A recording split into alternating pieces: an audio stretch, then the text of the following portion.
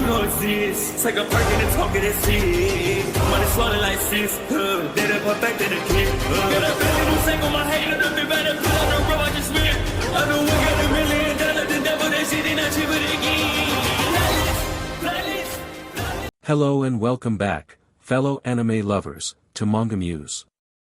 I am delighted to have you join us once again in the world of fanfiction and fantasy. This is the 16th part of What If Naruto Enters K-Pop Demon Hunters. Special note, this fanfic is written and a masterpiece of Slygold on FANFICTIONnet. Do check and support the author too. Now smash the like, share and subscribe button for more. Also press the bell icon so that you never miss such great parts. Thanks for the introduction. Now let's dive into the world. The summons made no sense. Naruto had the month off. He'd planned to sleep in, drag Rumi out for ramen, maybe tease Sasuke about losing another round of pool. But now he stood in front of the Hokage's office, his gut cold. Rumi was beside him, quiet, her hand brushing his once before they stepped through the door. The room was wrong. Cold. Too still. Kakashi leaned against the wall, unreadable. Sakura stood near him, eyes red, fists trembling. Sasuke's jaw was tight, his gaze fixed on the floor, he wouldn't look up at all. And Tsunade gods, she looked old. The strongest woman in the world sat slumped in her chair, hair unkempt, a bottle half hidden under her desk. The air stank of sake and shattered hope. Naruto blinked. Hokage-sama. No one answered. He took a step forward. His voice was small, scared. Where's Jiraiya-sensei? Not the Stormbringer now, not the vessel of Miruk. Just a 5-year-old boy again, lost in a too-big room. Tsunade's lips trembled. She tried to speak. Couldn't. Finally, she just whispered, "I'm so sorry." Naruto's heart cracked. Quietly. Invisibly. The room dimmed, like light had forgotten how to touch him. His face went blank, eyes glassy, distant, a perfect image of a man with no emotions left to give. Then the infection spread. The kind of pain that doesn't feel like pain, just static under the skin, a wound that oozes memory. The world spun. His stomach turned. And then, a grin. Small. Crooked. Wrong. He laughed. A short, broken sound, at first a thin exhale through his nose. Then again. Louder. The laugh built like a fever breaking. Rumi frowned. Naruto. He laughed harder. The sound scraped against the walls, too dry, too sharp, too wide for the space. Sasuke's eyes narrowed. Stop. Kakashi stepped forward, calm but firm. Naruto, that's enough. Naruto looked up, smiling. Too wide. Too bright. Enough, he echoed, his voice cracking into a giggle. He's fine, right? Probably just late, that old perv's always late, huh? No one moved. His voice shook. The laughter pitched higher, twisted into something hollow. He clutched his stomach, bent forward, laughing so hard it sounded like choking. Jiraiya-sensei, he gasped between bursts. He promised, he said he'd be at my wedding. He doubled over, hands clawing through his hair. He promised me, he's my grandfather, don't you know? He can't be dead. This is a joke, where are the cameras? He turned in circles, laughing too hard to breathe. The joke's over, sensei, you can come out now. The laugh fractured, a jagged sound not made for human throats. He stumbled, hit the wall, still laughing, still gasping, still breaking. Tsunade flinched. Even Kakashi stepped back. Naruto, Rumi whispered. He jerked away, eyes wild, tears streaming through the grin. He promised me. The laugh died mid-breath, the sound stuck somewhere deep, twisting into a sob. Then another. Then another. He dropped to his knees like a puppet whose strings had been cut. His hands clawed at his face, nails dragging down skin, as if physical pain could drown out the one in his chest. The first sob hit hard, deep, ugly, raw. Then the second. Then the third. Then the flood. Rumi fell beside him, wrapping her arms around his shoulders, holding on as if she could stop him from disintegrating. He shook under her grip, his body caught between laughter and screaming grief, too big for reason, too human for silence. Tsunade's hand trembled on her desk. Naruto. Outside, thunder cracked. The storm rose as if the heavens themselves had heard him. The wind screamed through the village. Rain lashed the glass. Lightning carved the sky open, merciless, brilliant as if the world itself couldn't stand still while its creator wept. His resonance burst loose, water, wind, lightning all thrashing around him in chaotic unison. Curtains snapped. Papers flew. The floorboards shook. Sasuke shielded his eyes. He's shaking the whole DMN village. Kakashi didn't move. He just watched, quiet, head bowed, knowing this wasn't rage. This wasn't a tantrum. This was the sound of a man being torn in half by loss. The thunder rolled harder, the sky screaming with him. And Naruto finally screamed too. Jiraiya. The word cracked the air. The storm stopped just for a heartbeat, as if listening. Then it broke open all at once. The heavens wept. He screamed again, louder, throat shredding, veins bulging, until his voice was nothing but raw sound. Rumi tried to grab him, but he shoved her away, stumbling toward the open doors. He fell to his knees outside as rain soaked him through, screaming into the storm. He screamed until his voice gave out. He screamed until the rain drowned him in its noise. He screamed until his body simply stopped. And then he collapsed, face to the stone, unconscious, the storm still raging above the heavens, wailing for the boy and the man he'd lost. Pain was breathing hard. Jiraiya had hit him harder than any mortal should have been able to. His body trembled, cracks of black light flickering beneath the skin where the god's vessel strained to hold. The 7 stolen resonances churned inside him like caged storms, sealed not to strengthen him, but to keep him from falling apart entirely. He tasted blood. It wasn't human anymore. Sayaka whispered through his lips, soft, serpentine, hungry. Let go, the voice murmured. You are already mine. Pain's eyes, once violet rings of divinity, bled into black. The takeover had begun. The god was claiming the corpse. Still, Nagato, what was left of him, smiled faintly. It would take a month to finish the merging, a month before his body stopped rejecting divinity. But it didn't matter. The Namikaze wouldn't interfere. Not now. Grief was a chain even stronger than faith. He turned his gaze east, toward the storm still raging miles away. He could feel it, the cry of a soul collapsing. Naruto's scream carried even here, a crack of thunder cutting through God's speech. Pain whispered to the rain, mourn him while you can, child of light. When next we meet, even your tears will burn. The god within smiled through his mouth. And in the silence that followed, the tower's molten veins pulsed, once black instead of gold. Soon, Sayaka breathed. For 7 straight days, the sky above Seoul howled. Rain came down in endless sheets, thunder rolling like a heartbeat too big for the heavens to hold.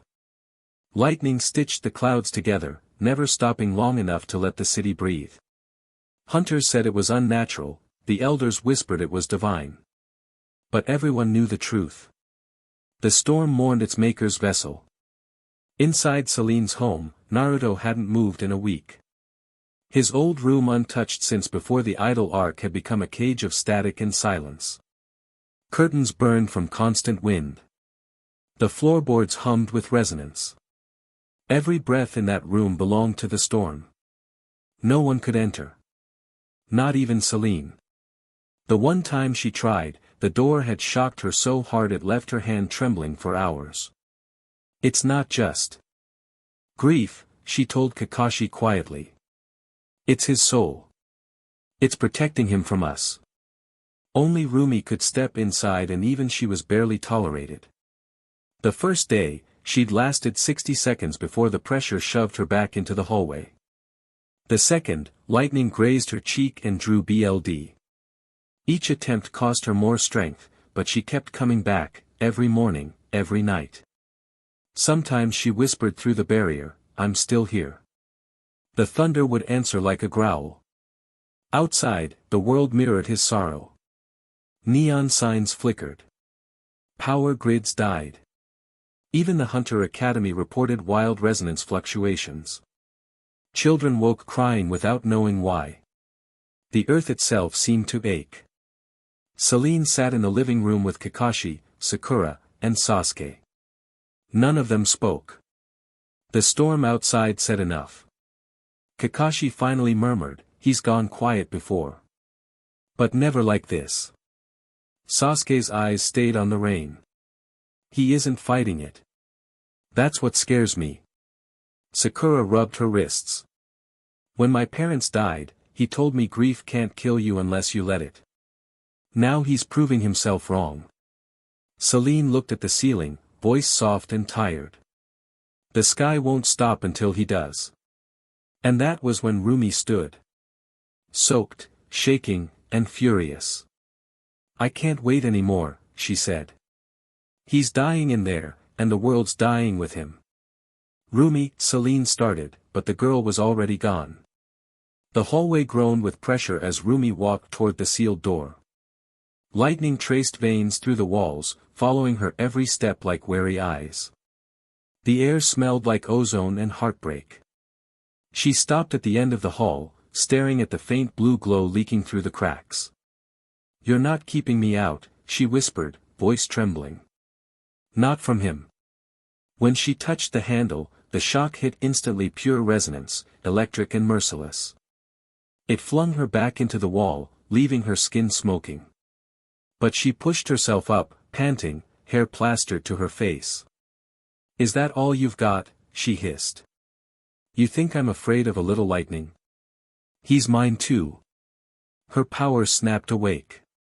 The lilac lines on her skin shimmered to life, soft at first, then blazing into bright magenta. Her pupils narrowed into golden slants, her eyes burning like twin suns beneath the storm. Tiny fangs glinted when she bared her teeth, defiance and devotion woven together. The thunder hesitated. Wind pulled inward, drawn to her pulse. The barrier flickered. And Rumi, radiant and shaking, stepped through. The air inside was suffocating. The storm had moved indoors, water dripping from nowhere, wind curling without direction. The world's pulse gathered here, all of it centered on a single unmoving figure. Naruto sat against the wall, his hair matted, eyes open but vacant. His resonance hung around him like a living ghost, lightning crawling through the air, water streaming upward instead of down, a faint hum that made the bones ache. Rumi's breath hitched.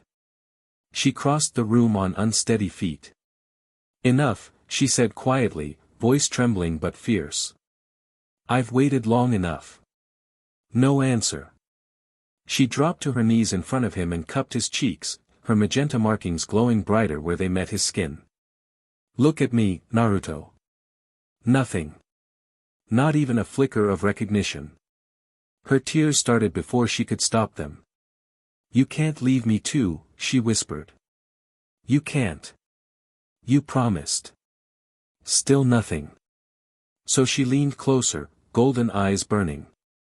"Fine," she said, voice shaking. "Then I'll drag you back myself." Her resonance surged, magenta light wrapping them both, pushing back the oppressive weight of his storm. The air hissed, the walls cracked, and reality bent around them. "I don't care if you hate me for this," she said, pressing her forehead to his. "You're coming back."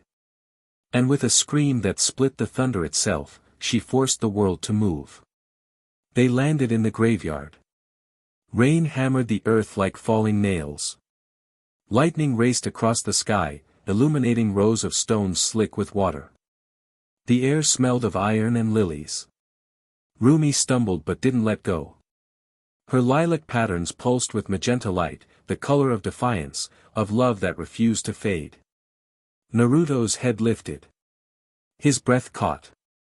Before him stood a new headstone, the dirt still fresh. A photo rested against it, Jiraiya, wild grin and all, arm around a much younger Naruto, both laughing after the Chunin exams. Someone Tsunade, maybe had placed flowers there. The petals were already soaked, bent but not broken. The storm paused. Naruto crawled forward, his hands sinking into mud. The world seemed to narrow until there was only the stone, the photo, and the emptiness in his chest. Rumi's voice trembled. "He's gone, Naruto." Her words barely rose above the rain. "He's gone, but he entrusted you. He died for you. He believed in you." Naruto's fingers traced the carved name. Jiraiya. He pressed his forehead against the stone, shoulders shaking, but no sound came out. Just a breath, rough and uneven, like the first gasp after drowning. Thunder rolled, low and mournful, as if the heavens themselves bowed their heads. Rumi knelt beside him, her golden eyes glimmering through the rain. "You're not alone," she whispered. "Not ever." He didn't speak. Not yet. But his hand found hers in the mud, and for the first time in 7 days, his pulse stirred. The storm above softened, its fury easing into quiet rain. Somewhere beyond the clouds, the earth sighed in relief. Because the vessel had remembered he was still alive. And for that night, Seoul wept with them, not in fury, but in love. Naruto's knees sank deeper into the mud until he couldn't tell where the earth ended and he began. His chest hitched soundless, ragged, and for a moment, Rumi thought he would shatter again. But then his hands moved. Slowly, shakily, they reached for her. He found her shoulders, fingers trembling, grip desperate like he needed to make sure she was real. Then he pulled her close so suddenly she gasped and collapsed against her. Rumi caught him without thinking. Her arms went around him, steady despite the trembling. His forehead pressed into her neck, breath hot and broken. The sobs didn't come loud this time, they came quiet, shuddering through him in waves. Every exhale was a small surrender.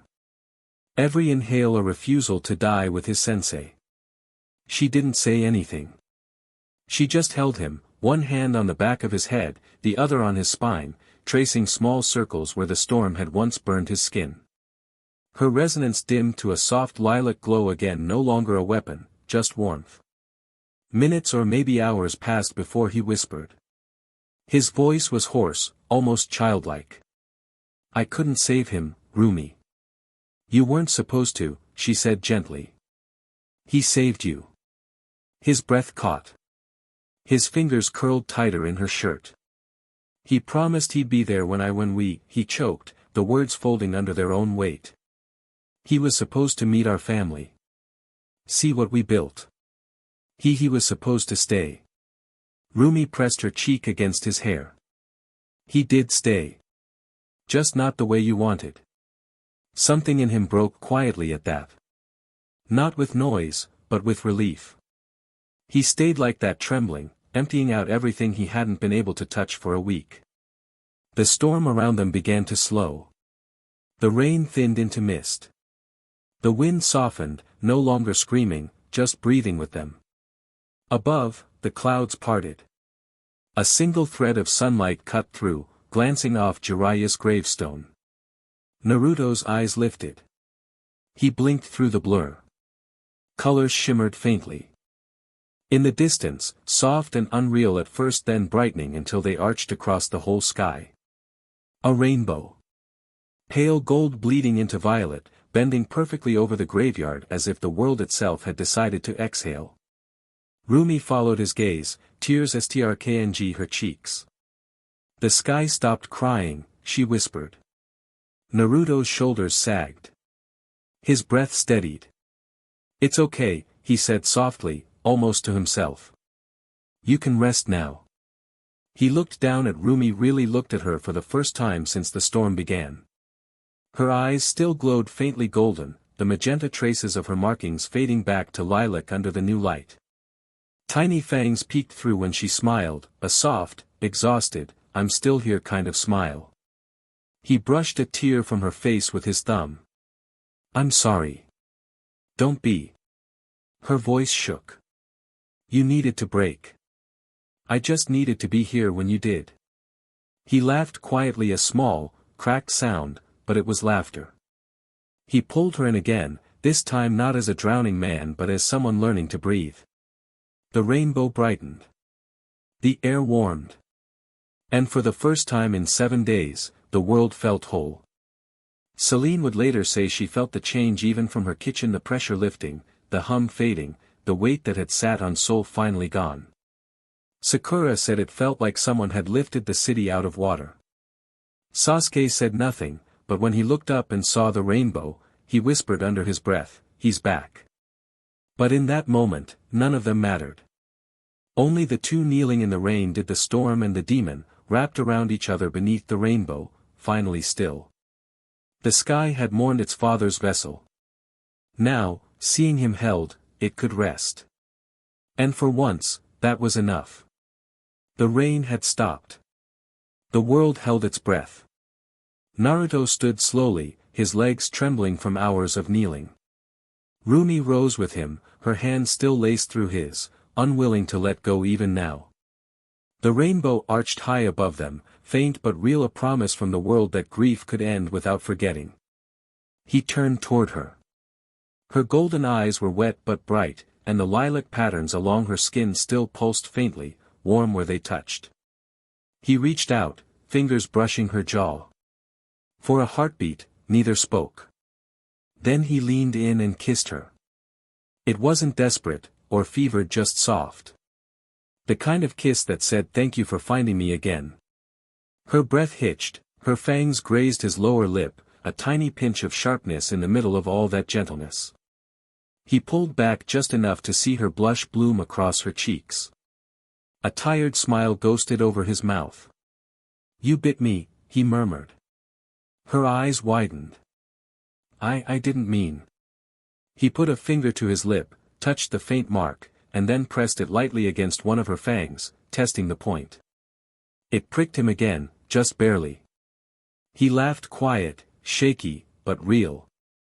My little vampire, he whispered. Rumi's ears burned crimson. I'm not. You are, he said, and kissed her again, a little surer this time. When they finally broke apart, the rainbow had faded into gold light, and the graveyard was still.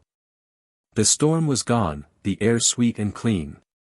He looked down at Jiraiya's grave, then up at the clear sky, and for the first time in a long time, he smiled without breaking. The earth had wept with him. Now it could rest. And so could he. The world was quiet again. The rain had ended. The graveyard glistened under the newborn sun, rows of headstones shining like wet glass. Naruto stood, still holding Rumi's hand. Her lilac markings had faded, her eyes soft brown again, human and warm. He brushed his thumb over her cheek, the faintest ghost of a smile tugging at his lips. She blinked up at him, still dazed from everything that had just happened. Naruto, I need to go. The Idol Awards are tomorrow, the rehearsals, the stage checks, the sponsors. I'm going with you, he said, voice calm but absolute. Her eyes widened. What? He met her gaze steady, unflinching. You heard me. I'm not staying behind again. I made a promise at Gaara's funeral I'd stop this madness, all of it. Demons, the Saja boys, everything. His voice cracked, low and human, but there was steel under it. I can't sit here grieving while they walk free. He wouldn't want that. He died believing I'd finish it. Rumi's lips parted, her voice breaking somewhere between protest and relief. You can't just. But then she saw the look in his eyes. That quiet determination, the one she'd fallen for. The same look he'd had when he first promised her he'd protect this world, even when it broke him to do it. She exhaled, a shaky laugh slipping through. You're impossible, you know that. He smiled faintly. Yeah. But you love me anyway. She rolled her eyes but her cheeks colored, and for the first time in a week, he chuckled, not the hollow sound of a man surviving, but the quiet laugh of someone remembering what warmth feels like. When they got to the Leaf, he went straight to the Hokage's office. Tsunade looked up, expecting to see the broken boy from 7 days ago. Instead, she found something steadier, older, calmer, eyes that had seen death and chosen life anyway. I need a month, Naruto said simply. No missions. No summons. Just time. Time for what? He looked out the window, where the rain had finally cleared, sunlight touching the rooftops. To prepare, he said. To finish what Jiraiya started. Tsunade didn't argue. She only nodded, her eyes glassy but proud. Then go. And come back stronger. Outside, Rumi stood waiting beside the limo, her black hair pulled back, makeup already perfect for rehearsal. Even dressed for the stage, her smile trembled when she saw him. Well? She asked softly. Did she yell?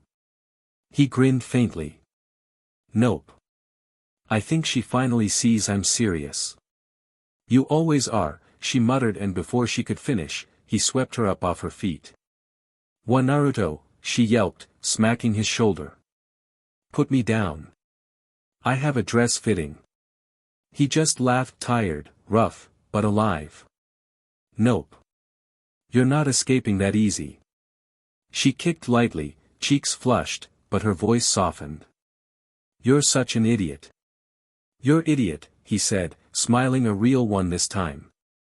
Rumi tried not to blush harder, biting her lip. You're bleeding again. From your lip. He touched it, then laughed quietly. Guess that's what I get for kissing perfection. She rolled her eyes, trying not to smile, and looked away toward the city skyline. Just get in the car, you dork. He opened the limo door, still holding her bridal style. Not until you admit it. Admit what? That you love me, he teased. Rumi gave him that look, half murder, half affection, and said flatly, I'm only saying it once, and you're not allowed to faint when I do. Deal. She sighed, leaning closer until her forehead touched his. I love you, you impossible storm. He smiled, eyes soft. That's all I needed to hear. Celine stood by the gates as the limo rolled away, hands folded against her chest. For a week, the skies had raged and cried. Now, at last, the storm had gone quiet. The sun broke over the horizon, spilling light over the city. Celine exhaled a shaky laugh, tears stinging her eyes. The boy's finally smiling again, she whispered. The sky was clear. The air was warm. And for the first time since Jiraiya's death, the world felt peaceful. Naruto was no longer broken. He was ready.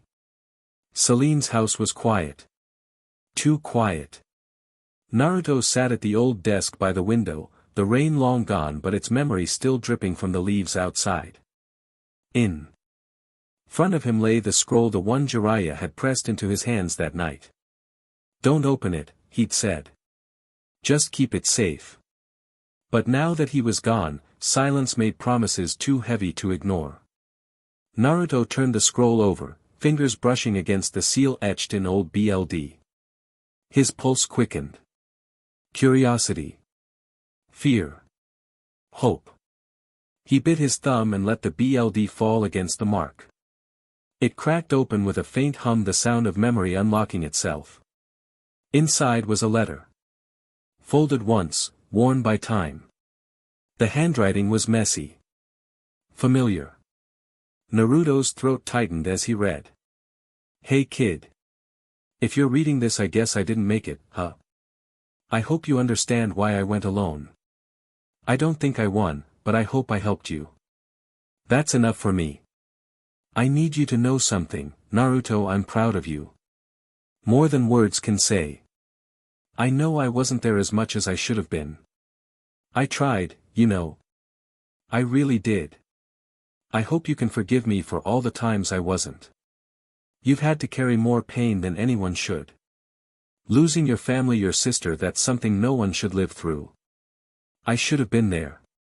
I should have stopped Orochimaru. I'm sorry I wasn't. That failure will follow me into the afterlife. But you conquered all of it. You never let it own you. You kept walking. And that's why I'm proud. I wanted to teach you more. About what it means to be a sage, what it really means. You already know by now that Miruk, the god of creation, rests within you. That's why your resonance is so powerful. The world itself moves for you. Sage mode isn't about power, it's about trust. It's about giving everything, your heart, your thoughts, your fear to the earth, and trusting it to give something back. It's like that girl you're with, Rumi. She's seen all of you and stayed anyway. That's what the earth asks for too. When you merge with it, when the world recognizes you, you won't just borrow power, you'll become it. You'll feel every breath, every storm, every heartbeat under your feet. That's the danger and the gift. The great Mother Earth is picky. She rejected me, drained my life because we weren't compatible. But you're different. You've always been different. The world loves you, Naruto. It always has. It listens when you laugh. It weeps when you grieve.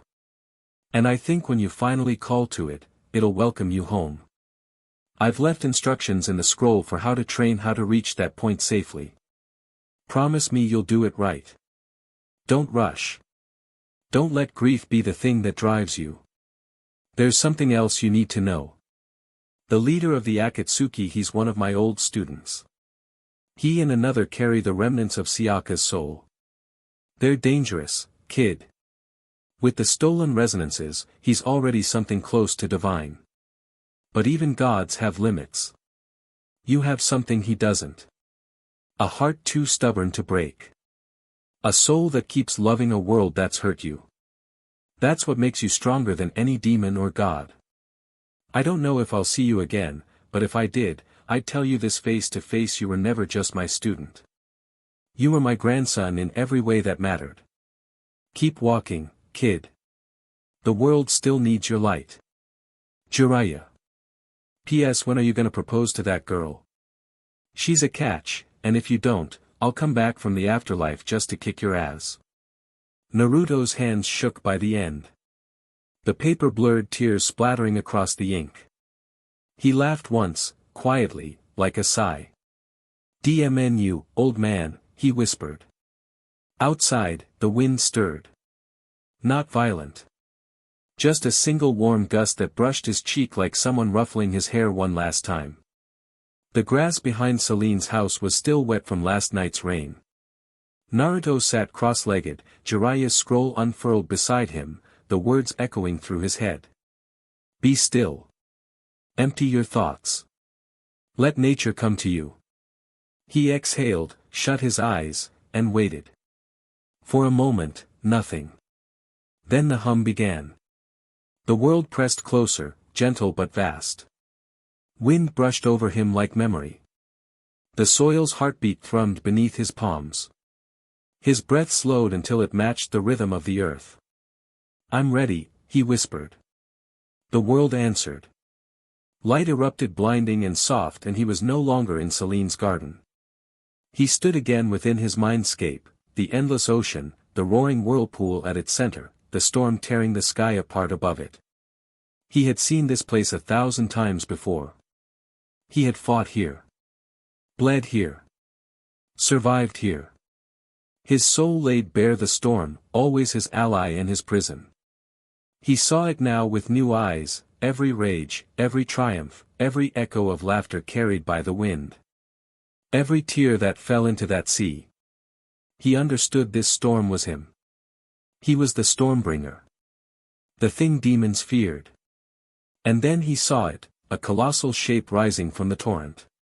A nine-tailed kitsune of storm and water and rain, an ancient hurricane bound into living form. Kurama, not as a demon, but as his reflection. His companion. His other self. Naruto smiled sadly. My friend, I'm not here for you. The kitsune's eyes shimmered like distant thunder. I'm here to give you up. At his words, the beast bowed once, then broke apart into mist and light. The storm grew quieter. The air calmed. Naruto sat at the edge of the whirlpool and watched it spin beneath him, a mirror of his own heart. This time, he didn't summon it. He didn't fight it. He simply looked. The whirlpool churned with all he had ever been: his courage, his fear, his joy, his grief. The lightning flared with every battle he'd fought, every promise kept.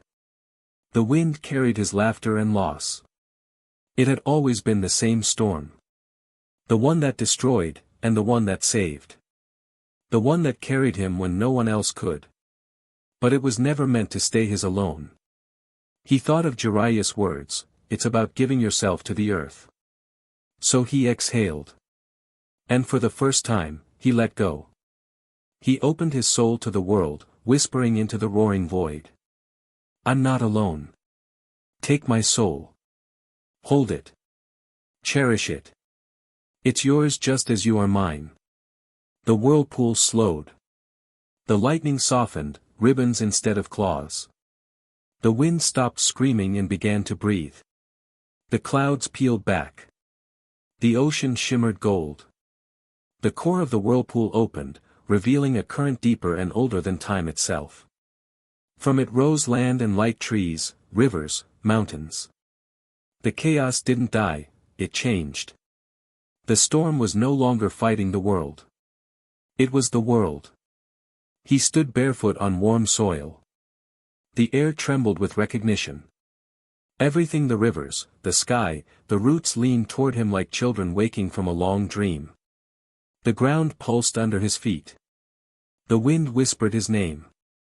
Father. River. Home. He could feel their joy, the mountains humming, the oceans laughing, the lightning dancing in celebration. The world was alive and it loved him. And then he saw him.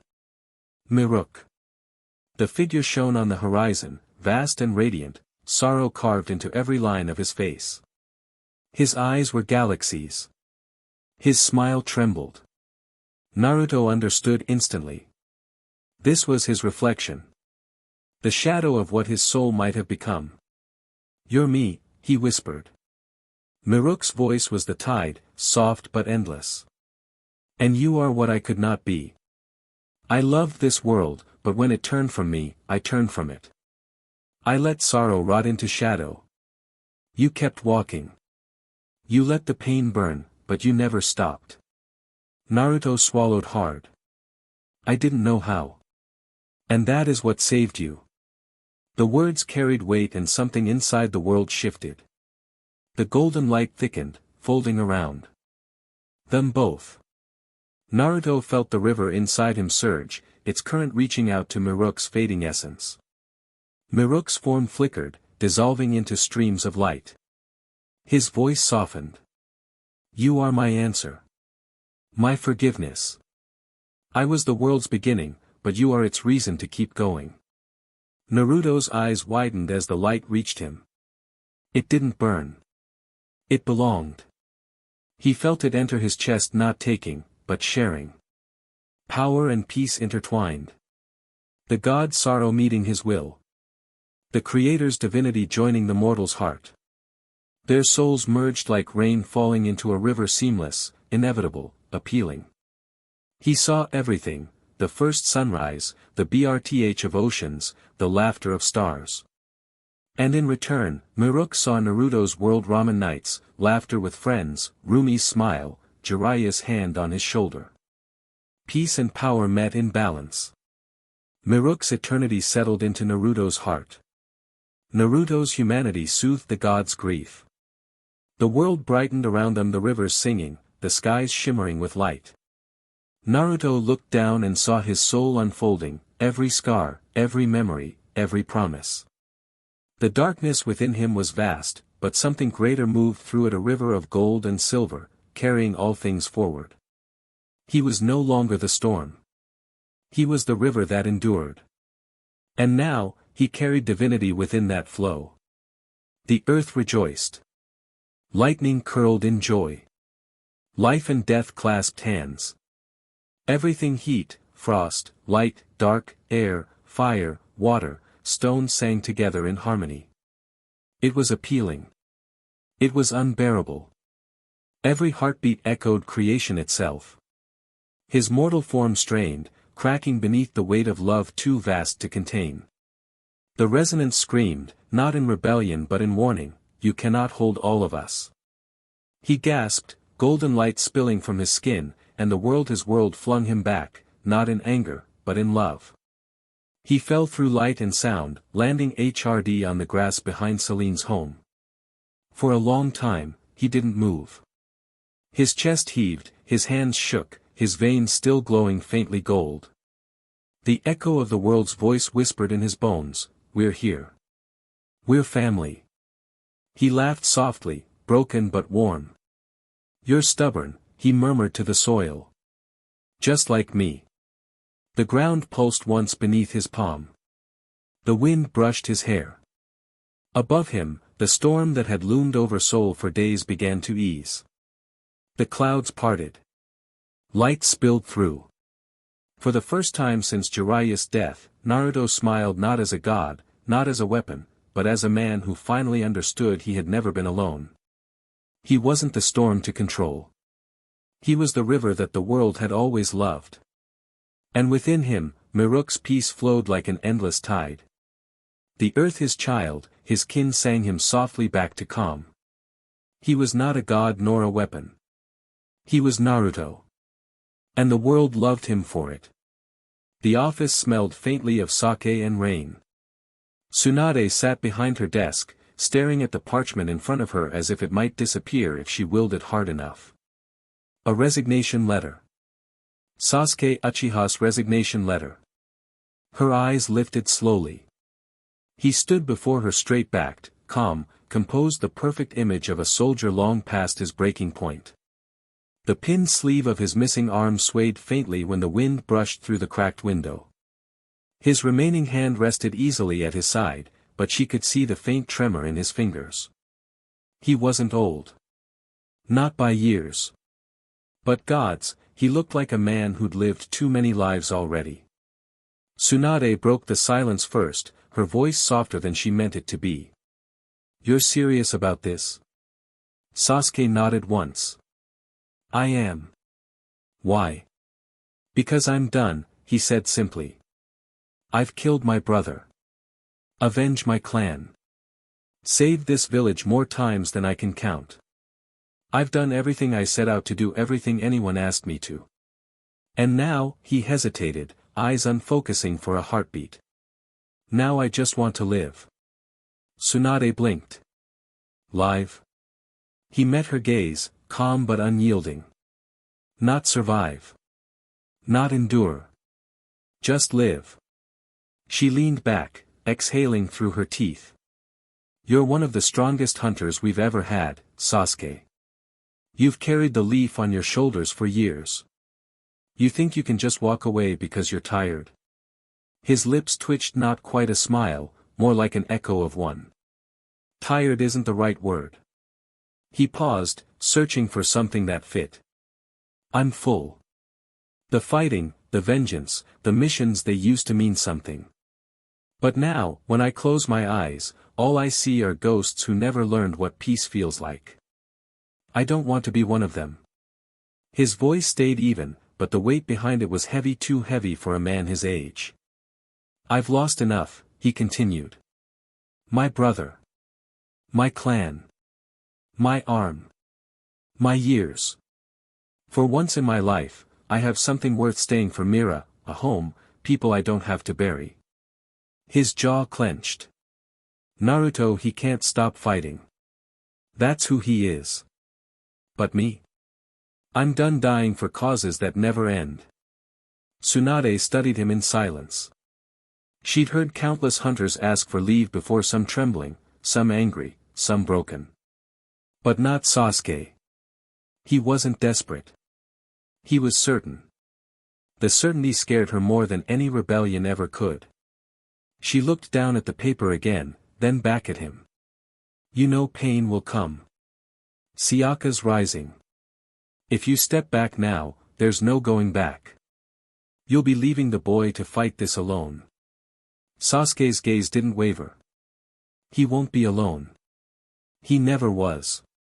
She frowned. You're really willing to defy me on this? He tilted his head slightly, the faintest ghost of that teenage arrogance she used to hate.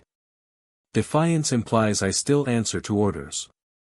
Her hands tightened around the desk edge. You're still a leaf hunter, Sasuke Uchiha. Then let this be my final mission, he said, his tone turning almost gentle. To learn how to live before this world burns again. Something in her cracked at that the way he said before, not if. For years she had watched boys like him grow into soldiers, soldiers into killers, killers into legends.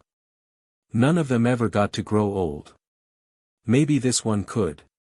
Tsunade looked away, jaw working. You know, there was a time I thought you'd end up like Naruto, too stubborn to stop until the world stopped you. Sasuke's voice softened. I was. But Naruto fights because he believes he can still fix it. I've already accepted that I can't. That's the difference between us. There was no bitterness in the words. Just peace, weary, but real. He turned slightly toward the door. I'll stay in the village. I'll train recruits, help where I can. But no more front lines.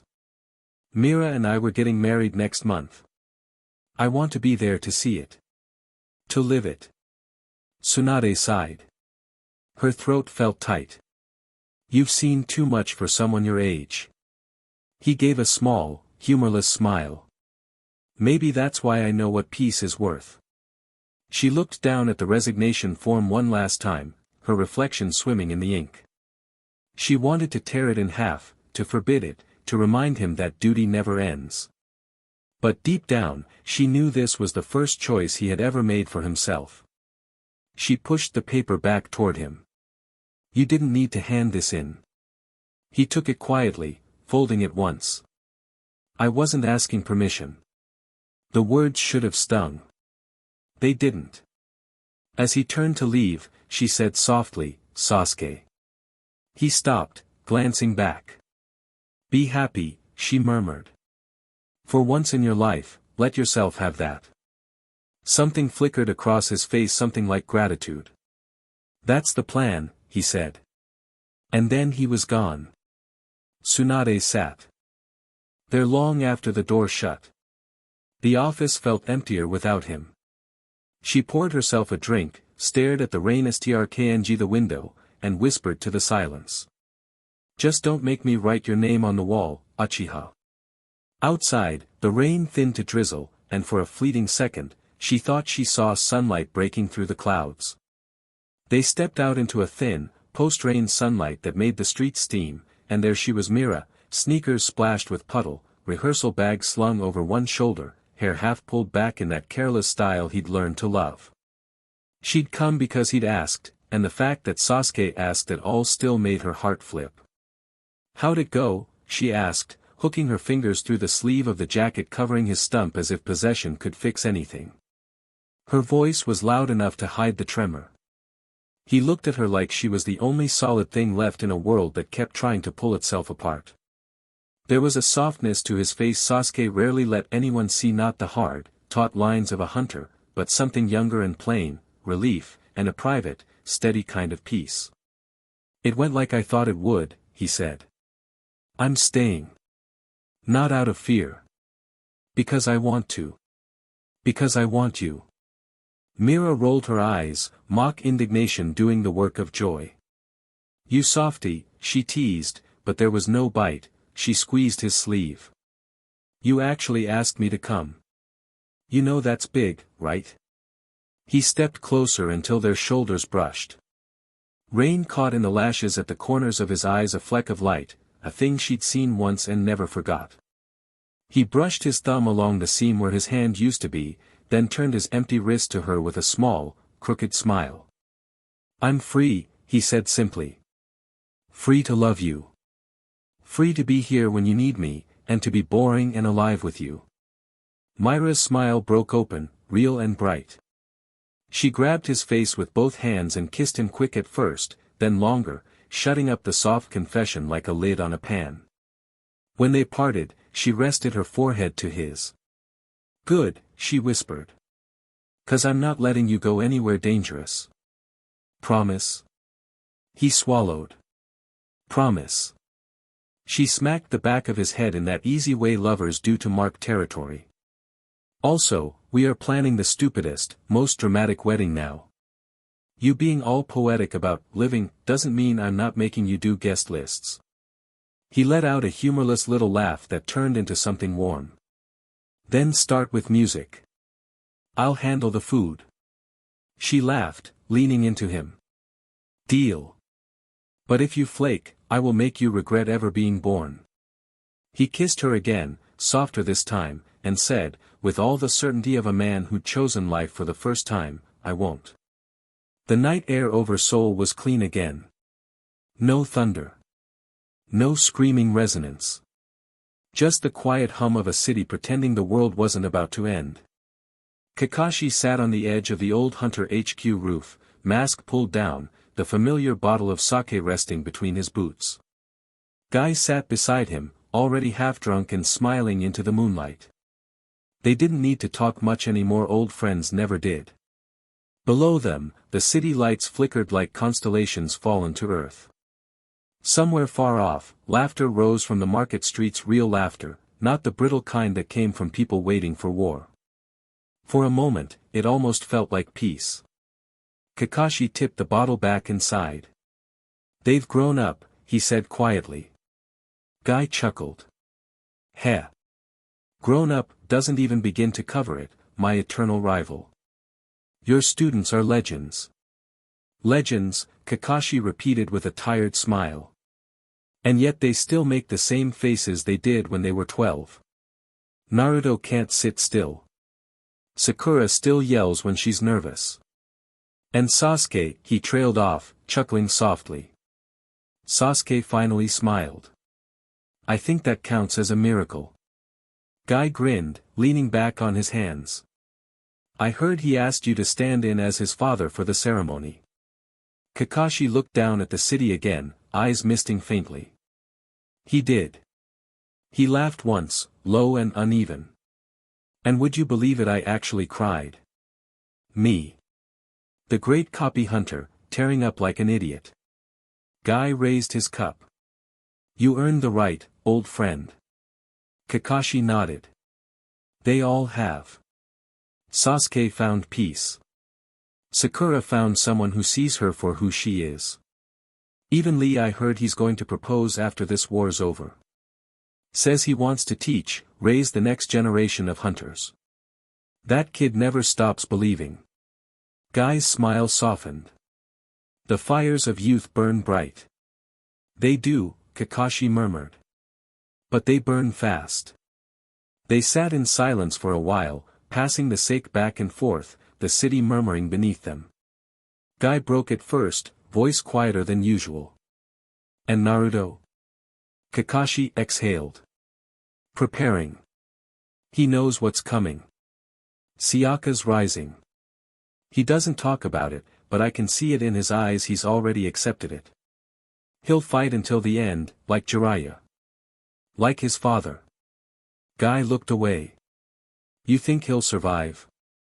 "I think," Kakashi said, watching the stars, "that survival's never been what matters to him. He just wants to protect the world enough that someone else can." Guy poured them both another drink. "Still, it's strange, isn't it? All your students have found love, and yet here we are, two old men, alone on a roof." Kakashi laughed, the sound dry but warm. "You make it sound tragic. I'm married already." "Oh." Guy arched a brow. "To whom?" Kakashi took another sip, eyes crinkling above his mask. "The job. She's demanding, exhausting, and never lets me sleep." Guy burst out laughing, the sound echoing into the night. "A cruel mistress indeed." Kakashi chuckled. "At least she's consistent." They sat there until the bottle ran dry, until the moon was halfway down and the city was quiet again. Guy leaned back, closing his eyes. You think they'll win? Kakashi looked toward the horizon where clouds were beginning to gather again, faint and golden in the distance, the sign of another storm. I think, he said softly, they already have. They're living. That's victory enough for me. And the two veterans sat there, silent and smiling, as the wind carried the promise of the coming war across the sleeping city. The clinic was silent after midnight. The moonlight turned the instrument silver, the air cold enough that every breath felt like a confession. Sakura sat alone at the desk, sleeves rolled up, the scar beneath her rib still faintly pulsing where the puppet blade had struck weeks ago. A tiny cut, nothing more. At least, that's what she'd thought. She'd burned it, cleaned it, sealed it herself. But it wasn't the cut that had stayed, it was what came with it. The toxin Sasori used was elegant, cruel, something between poison and curse. Every hour since, she'd felt it burrow deeper. It had made her slower. Weaker. It stole her breath in her sleep and left her heart skipping beats she could no longer pretend not to notice. She'd measured it, charted it, fought it with every antidote known to medicine. She'd even brewed her own. None worked. So she stopped trying. Now she stared at the vial on her desk, red as sunset, swirling faintly like it had a pulse. Demon BLD, illegal, unstable, banned by every order she'd ever sworn to uphold. She had confiscated dozens of them before. She'd destroyed each one. But not this one. This one she kept. Just in case. Her hand trembled as she picked it up. She could feel its hum, faint but alive, like a heartbeat whispering under glass. It promised time. That's all she needed, time. She thought of Naruto, training himself bloody again somewhere in the mountains, promising to save everyone. She thought of Lee, smiling with that endless faith that tomorrow would be better. She thought of Tsunade, the woman who had told her once, a good medic dies last. Sakura smiled faintly, tiredly. Then I can't die yet, can I? She took the syringe, drew the crimson liquid up until the plunger clicked. Just enough to keep going, she murmured. Just until we win. The first drop hit her bloodstream and the world screamed. Her pulse spiked, and the air shifted color, bleeding out of the walls, replaced by light too sharp to name. She gasped, the breath leaving her in a rush as the fire crawled through her veins, burning out the rot, burning everything. Her knees hit the floor. She clutched the edge of the counter, vision flashing white and gold. Her BLD sang. Her body obeyed again, too much. Too fast. Too perfect. When the pain finally ebbed, she was on her back, staring at the ceiling. Her skin glowed faintly, her heartbeat loud and uneven. Alive. Too alive. She pushed herself up, gripping the table, trembling but smiling through her teeth. It worked. The weakness was gone. The poison quiet. She could breathe. She looked in the mirror at the faint pink shimmer in her eyes, at the soft gold threading through her veins. It was appealing. It was wrong. She touched the reflection, whispered, "It's okay. I can handle this." The woman in the mirror didn't argue. She slipped her gloves on, straightened her jacket, and looked out at the village beyond the window, the lights still burning, the city still alive because people like her refused to rest. Just until the war's over, she said softly. Then I'll stop. The words hung in the quiet, gentle as a prayer. And beneath her skin, the demon BLD pulsed, once warm, approving, hungry. Rumi woke slowly to the soft gold of morning. Naruto was already gone. She stretched, smiling when she saw the folded note on the nightstand, his handwriting crooked but familiar. She didn't even need to open it to know what it said. Rumi. Training at Celine's. Don't wait up. Pain's moving soon. Your storm. She shook her head, smiling wider. He still signed it that way. And he'd called the penthouse home. That one word alone made her chest ache in the best way. For so long, home had been something he didn't know how to say. Rumi pulled one of his shirts from the chair and slipped it on. It hung loose and soft against her skin, smelling of rain, campfire, ozone, and that earthy scent that shouldn't have been pleasant but somehow was because it was him. When she stretched, the sunlight caught her lilac patterns. They glimmered faintly, alive under her skin. She traced one and laughed quietly, remembering the night before when he had kissed every mark like it mattered. He'd teased her, saying the patterns were a trail to glory. She'd rolled her eyes at him, blushing, but he'd only grinned. It wasn't lust with Naruto. It was worship. It was love made tangible. She sighed softly and stepped out into the hall. The smell of cereal and coffee drifted through the air. Zoe was at the couch, cross-legged, eating cereal straight from the box. Rumi blinked. A small raccoon made of sand sat beside her, tail twitching as it stole a marshmallow. "Am I still asleep?" Rumi asked. Zoe smiled without looking up. "Morning. Don't mind him. He's what's left of Gaara, I think. The piece that loved." Rumi's chest tightened. The raccoon pawed at Zoe's hand, scattering sand across the cushions, but Zoe didn't mind. She only smiled and brushed the grains away. It was strangely comforting, seeing love take a shape that simple.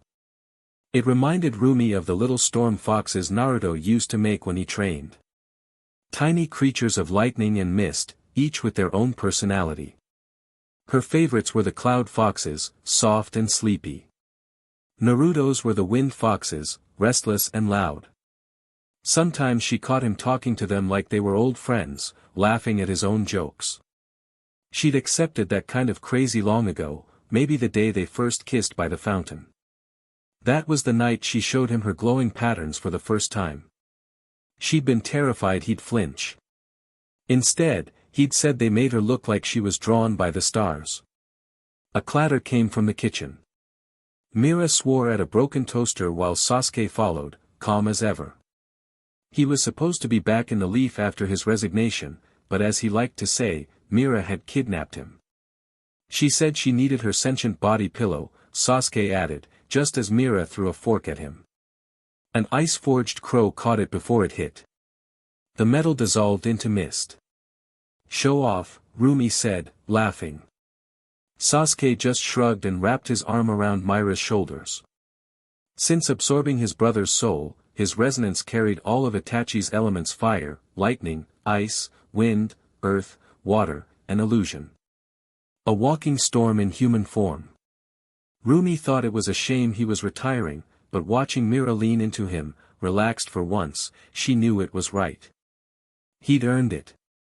Her smile faded a little when she thought of Naruto. He didn't know how to stop. He was already preparing to fight a god, and it terrified her. But she loved him for it too. Even after learning what he really was, the vessel of a primordial god, he still looked at her like she was human, like she mattered. Rumi ran her fingers over the faint pattern on her wrist, feeling it pulse like a heartbeat. Her father's mark. Orochimaru had destroyed so much, Naruto's parents, his sister, almost his future. Yet Naruto still loved her, the daughter of his enemy. He told her once her golden eyes were appealing, her fangs were cute, her gray skin was divine. She'd never believed anyone who called her pretty before that. For so long she'd thought her patterns were a curse. He made them a kind of armor. He made them hers. The morning light shifted, gold on glass. Zoe hummed to herself, Mira complained about coffee filters, Sasuke kissed her forehead and told her to breathe. Rumi stood in the doorway wearing Naruto's shirt, sunlight on her skin, and for a brief, perfect moment the world felt peaceful. She looked out at the brightening horizon. Somewhere out there, her storm was training with Celine, pushing himself past exhaustion for a fight that could end everything. She pressed a hand over her heart. "Be safe, my storm," she whispered. "I'll be here when the sky clears." The apartment door swung open and Bobby's voice filled the room. "All right, rise and shine, idols. We've got work to do." Zoe groaned, Mira rolled her eyes, and even the sand raccoon dove under a pillow. Bobby clapped his hands once. Don't even think about it. The Idol Awards are in 1 week and we're still not locked in on takedown.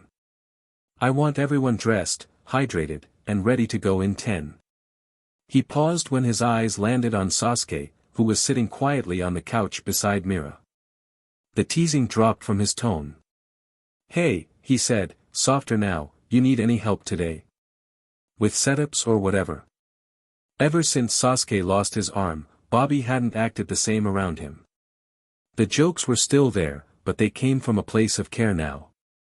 It had shaken him, realizing how close Sasuke had been to dying that night. And when Mira and Sasuke asked him to walk her down the aisle at the wedding, Bobby had cried so hard Rumi had taken a video just for blackmail purposes. Sasuke smiled a little. I'll be fine, he said, calm as ever. Then after a pause, but maybe I'll sit with you while they rehearse.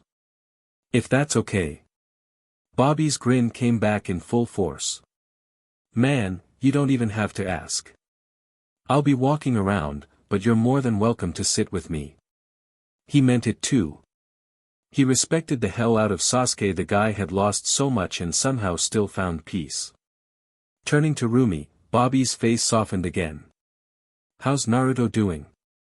Since Jiraiya, he trailed off, the question heavier than he wanted it to sound. He looked rough last week. Rumi smiled faintly, brushing a stray strand of hair behind her ear. Better, she said. He's doing better. Bobby let out a breath he didn't realize he was holding and nearly folded right there. Good, he said, voice quiet with relief. That's good. It wasn't a secret to anyone that Naruto was his favorite. The girls teased him about it constantly, saying he spoiled the blonde more than the rest of them combined. But Bobby never denied it. There was just something about the kid, something he couldn't help rooting for. All right, Bobby said finally, clapping his hands again to hide the crack in his voice. Let's move, people. Sasuke, you sit with me. Rumi, get the others warmed up. We've got 1 week to remind Seoul who the hell Huntress is. Rumi laughed and stood, the morning light catching the lilac shimmer on her skin. Mira groaned dramatically but got up too, dragging Zoe with her. Even the sand raccoon stretched, yawning like it planned to help. Bobby smiled at the chaos around him, his family, his little army of misfits, and for a moment, it felt like everything might actually be okay. The next morning, the garden was quiet. Celine's house still slept, mist curling through the trees, dew silvering the grass. But the air had changed thicker, alive, as if it were holding its breath. Naruto stood barefoot in the same patch of earth where he'd last fallen.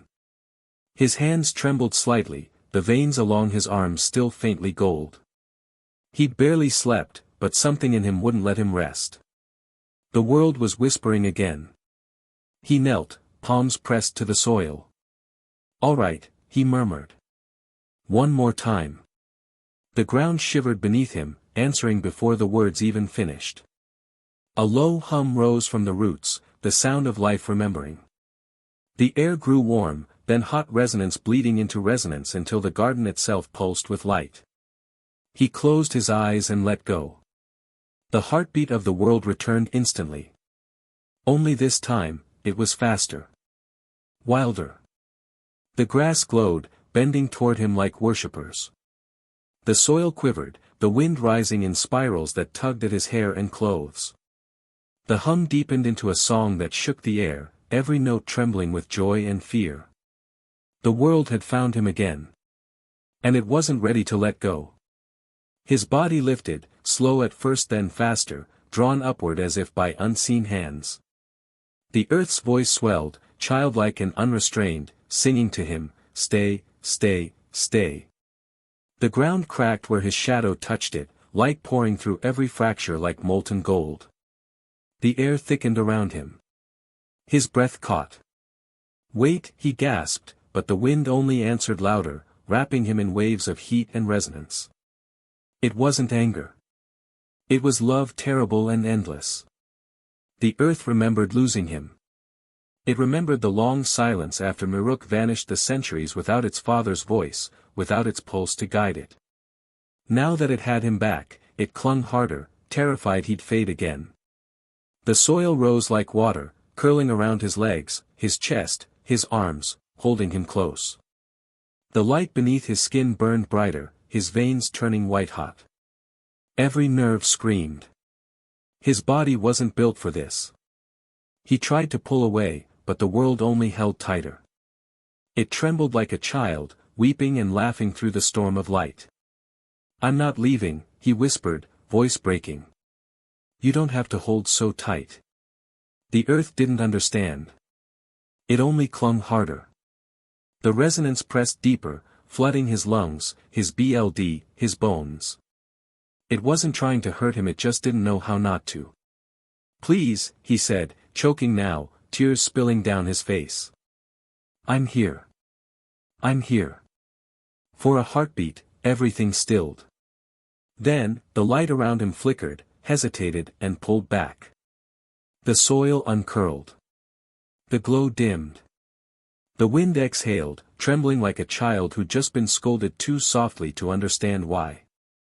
Naruto hit the ground hard, coughing, his vision blurred. His body ached, every muscle trembling. He pressed a palm to the dirt, breath ragged. The world whimpered beneath him, a faint, sorrowful pulse that said, "I'm sorry." He smiled weakly through the pain. "Don't be," he whispered. "I missed you too." The breeze touched his hair, gentle again. He closed his eyes and let it wash over him. For a long while, the earth stayed silent. Then a faint warmth bloomed under his hand, a soft heartbeat echoing through the soil. The child's apology had become a promise. Next time, it wouldn't hurt him. Next time, it would learn to hold him gently. He stood slowly, wiping the dirt from his palms. "You're still here," he murmured, smiling. "Then let's try again. But this time, together." The world answered with a tremor of joy. The hum deepened into a song, a chorus of water, wind, and stone. Lightning flickered in the clouds above, thunder rolling like an ancient drumbeat. Naruto inhaled, his old resonance stirring within him, the storm he had carried all his life, the storm he had once forced into shape.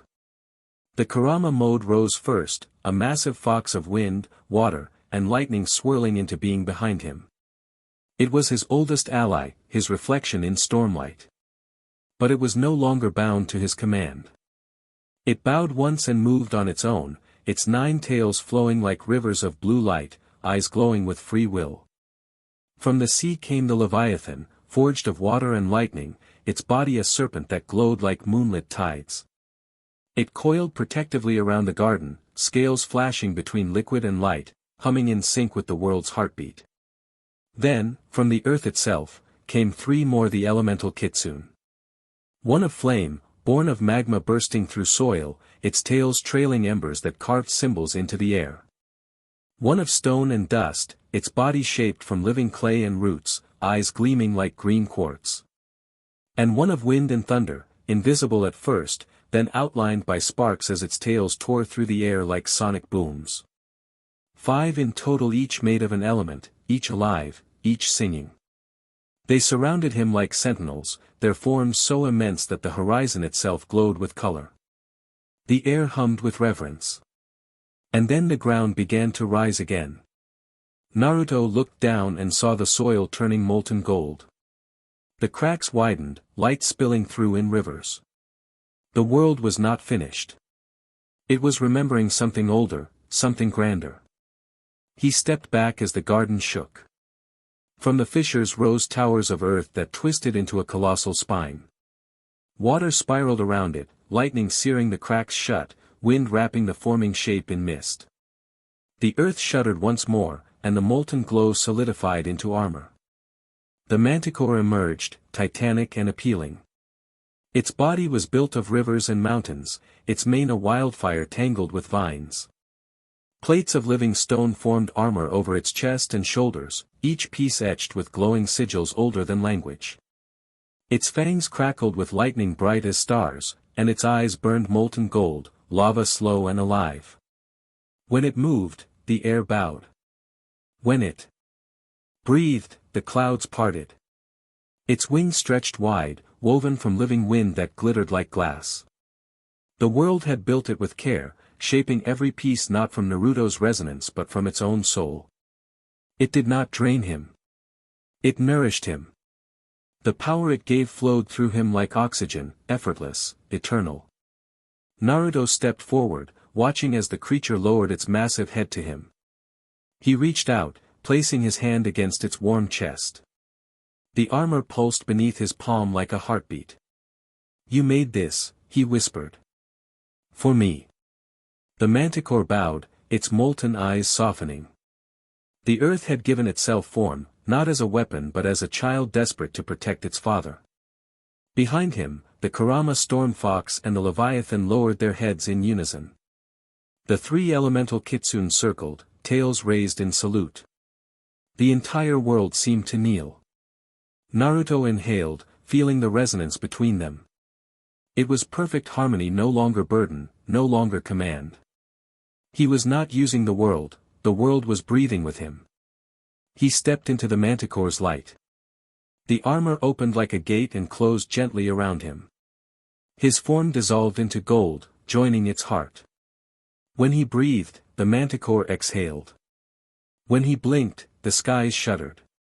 The wings spread wide, light erupting across the horizon. Every tail, every scale, every roar was the song of creation made flesh. The other summons joined it, their cries harmonizing until the heavens themselves trembled. The people of Seoul looked up and saw a myth walking. The storm and the sea bowed to it. The mountains shook in reverence. The rivers shimmered with color. And through it all, Naruto stood at the heart, steady, calm, eyes glowing with the warmth of 1,000 dawns. He was no longer the boy who carried storms. He was the man who taught them peace. The Earth Father Manticore raised its head to the sky and roared a sound that rolled across continents, deep and endless, the sound of a world remembering its parent. The roar faded into the clouds, leaving silence so complete it hummed. The air tasted clean again. The land felt whole. For the first time since creation, the world was not alone. And within its heart, Naruto smiled. There was laughter in Selene's training yard, soft and bright enough to drift through the open windows like warm sunlight. Selene paused with her brush still resting on the page. She knew she should scold Rumi for skipping rehearsal. The Idol Awards were only a few days away, and Huntrix needed every hour of practice they could get. Seoul itself felt tense beneath the surface, the air stirred by the growing presence of GWIMA, by pain moving somewhere in the shadows, by hunters sharpening blades for the storm that was coming. But when she looked outside she saw them. Naruto and Rumi were in the center of the stone yard, moving together in a quiet rhythm that had nothing to do with battle and everything to do with the history between them.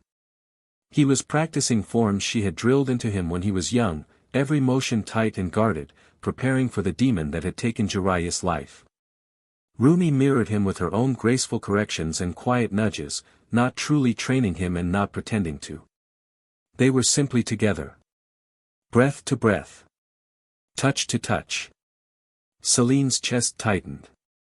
How was she supposed to interrupt that?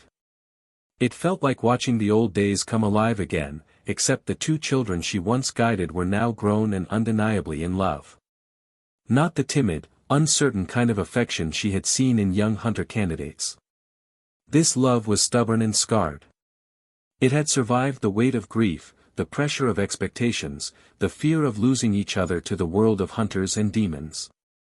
They had lost so much and yet somehow they had become each other's refuge. There was no way she could bring herself to break that moment.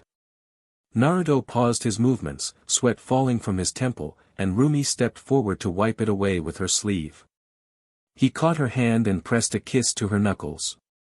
It was so simple and so pure that Selene felt her eyes sting. Jiraiya had once told her that love like that was rare. Hard-won. Worth protecting with teeth bared. Her gaze drifted to the small lacquered box on her desk. Naruto had shown her the ring only an hour earlier. The ring Kushina had worn. The ring Jiraiya had sealed inside his scroll, waiting for the day his godson would be ready. The metal gleamed like a promise that had traveled through 2 generations. Naruto had spoken quietly when he explained, almost shy, almost afraid of wishing for something that appealing. He planned to give it to Rumi after the battle with Pain. Celine had barely held back her tears then. She did not bother trying now. She had never seen a couple so fiercely devoted. So stubbornly drawn together no matter how many trials they endured. Watching them now, standing in the center of the old training yard, she felt something warm bloom in her chest. Hope, perhaps. A kind she had not allowed herself since Ryu's death. She closed the window quietly so she would not disturb them and returned to her desk. Her brush met paper again, slow and steady, as she continued writing her letter. A letter she would read at the graves of Minato and Kushina. A letter that would tell them everything their son had become, everything he had survived, and everything he was about to fight for. Outside, laughter rose again, bright and alive. Celine let it fill the room as she wrote. Naruto sat with Rumi in the grass of Celine's training yard, the late afternoon sun warming both of them as if the world itself wanted them close. He tugged her gently into his lap, settling her with the familiar ease of someone who knew every contour of her body, every place she leaned when she relaxed. Rumi didn't resist, she melted into him, eyes half closed, the braid against her back brushing his chest. The closeness made her feel safe, grounded but also tense, because she already knew this conversation was heavy. Your father was Orochimaru, Naruto said softly. She flinched. Even now, the name still carved ice through her spine. Orochimaru, the monster who had taken everything from him, from Celine, from countless hunters. The reminder always felt like a knife twisting. Naruto felt the tension in her body and immediately soothed the hand up her arm, over the faint glow of her patterns. His touch wasn't rushed or hesitant. It was deliberate. Reassuring. Loving. Yeah, he was a monster, Naruto continued, chin brushing her braid as he kissed the back of her head. But before that? He was one of the strongest hunters alive. His resonance. Unreal. Rumi swallowed hard. Her voice came out small. But Celine said sealers don't have resonance because of our connection to the Han moon. Naruto smiled against her braid, the warmth of his breath sending a shiver through her. And she's right mostly. He tipped her chin gently so she'd look at him. But you're special. The way he said special, like it was sacred, like it was a gift, sent a flush across her cheeks. She hated how fast he could melt every insecurity she had. You're half demon, Naruto said, wrapping his arms around her waist and pulling her closer. So there's a chance you do have resonance. It's probably just locked up. To demonstrate, he held out his hand. The air around them shimmered. Then one by one, elemental kitsunes appeared, each one a different aspect of him. Fire. Water. Lightning. Earth. Air. They circled the couple, flickering in and out of form like living sculptures of pure resonance. Rumi giggled when the wind fox licked her cheek, then the water fox nosed her braid. Naruto dismissed them with a lazy gesture, letting them dissolve into glittering mist. Most people have elemental resonance, he said. Me, for example, fire, water, lightning, earth, air. She rolled her eyes at the obvious flex. Show off. He grinned. You love it. And others like Sasuke, Sakura, sigh they get weird stuff. Illusions, Mukatan, ink. So we need to figure out what yours is. Rumi straightened slightly. Why now, though? Naruto let out a long breath that stirred the loose strands near her ear. Because demons never play fair. He squeezed her bicep, hard enough to make her laugh. And I trust your strength. But any extra advantage? I'll take it. Unlocking your resonance could make you scarier than any demon realizes. She nodded slowly, understanding dawning. Okay. So what do I do? I want you to try to enter your mindscape. He adjusted her on his lap again, making sure she was comfortable. I can't go with you. Mindscapes are doors to your soul. Only you can walk through. She blinked. Then what are you going to do? Naruto smirked. Enjoy having my smoking hot girlfriend sitting on my lap. She smacked his shoulder, laughing despite herself. Stop. I'm trying to be serious. Okay. No distractions. Though he couldn't resist adding, it's not my fault you're distracting. She buried her face for a moment to hide her blush. Then she inhaled slowly and said, I'm ready. Naruto wrapped his arms around her securely, like he was protecting her even from the act of falling into herself. His heartbeat was a steady drum against her back, a rhythm she'd learned to trust more than her own breath. With him holding her, she let her senses dim, slipping inward. It felt like falling asleep, except she was completely awake. She drifted deeper and deeper, Naruto's warmth fading until cold. Darkness. A vast silence. Rumi opened her eyes inside her mind and gasped. Her mindscape wasn't a room, or a field, or even something symbolic. It was space. Endless, star-studded, breathtaking. Nebulas swirled like living paintings. A galaxy curled beneath her feet. And in the very center floated a single massive star, white, brilliant, pulsing with a heartbeat that felt like hers. Her glowing patterns circled it in spirals, orbiting like ancient script made of light. Golden threads wove in and out of the star, warm, comforting, humming with Hanmoon energy. She drifted closer, but as she did, she saw something she hadn't sensed before. Above the star hung a black hole. Not devouring. Not consuming. Just there. Watching. Holding every shadow she'd ever swallowed. She felt it before she touched it, every heartbreak, every crack in her confidence. Every time she'd doubted herself. Every time she'd hated her patterns.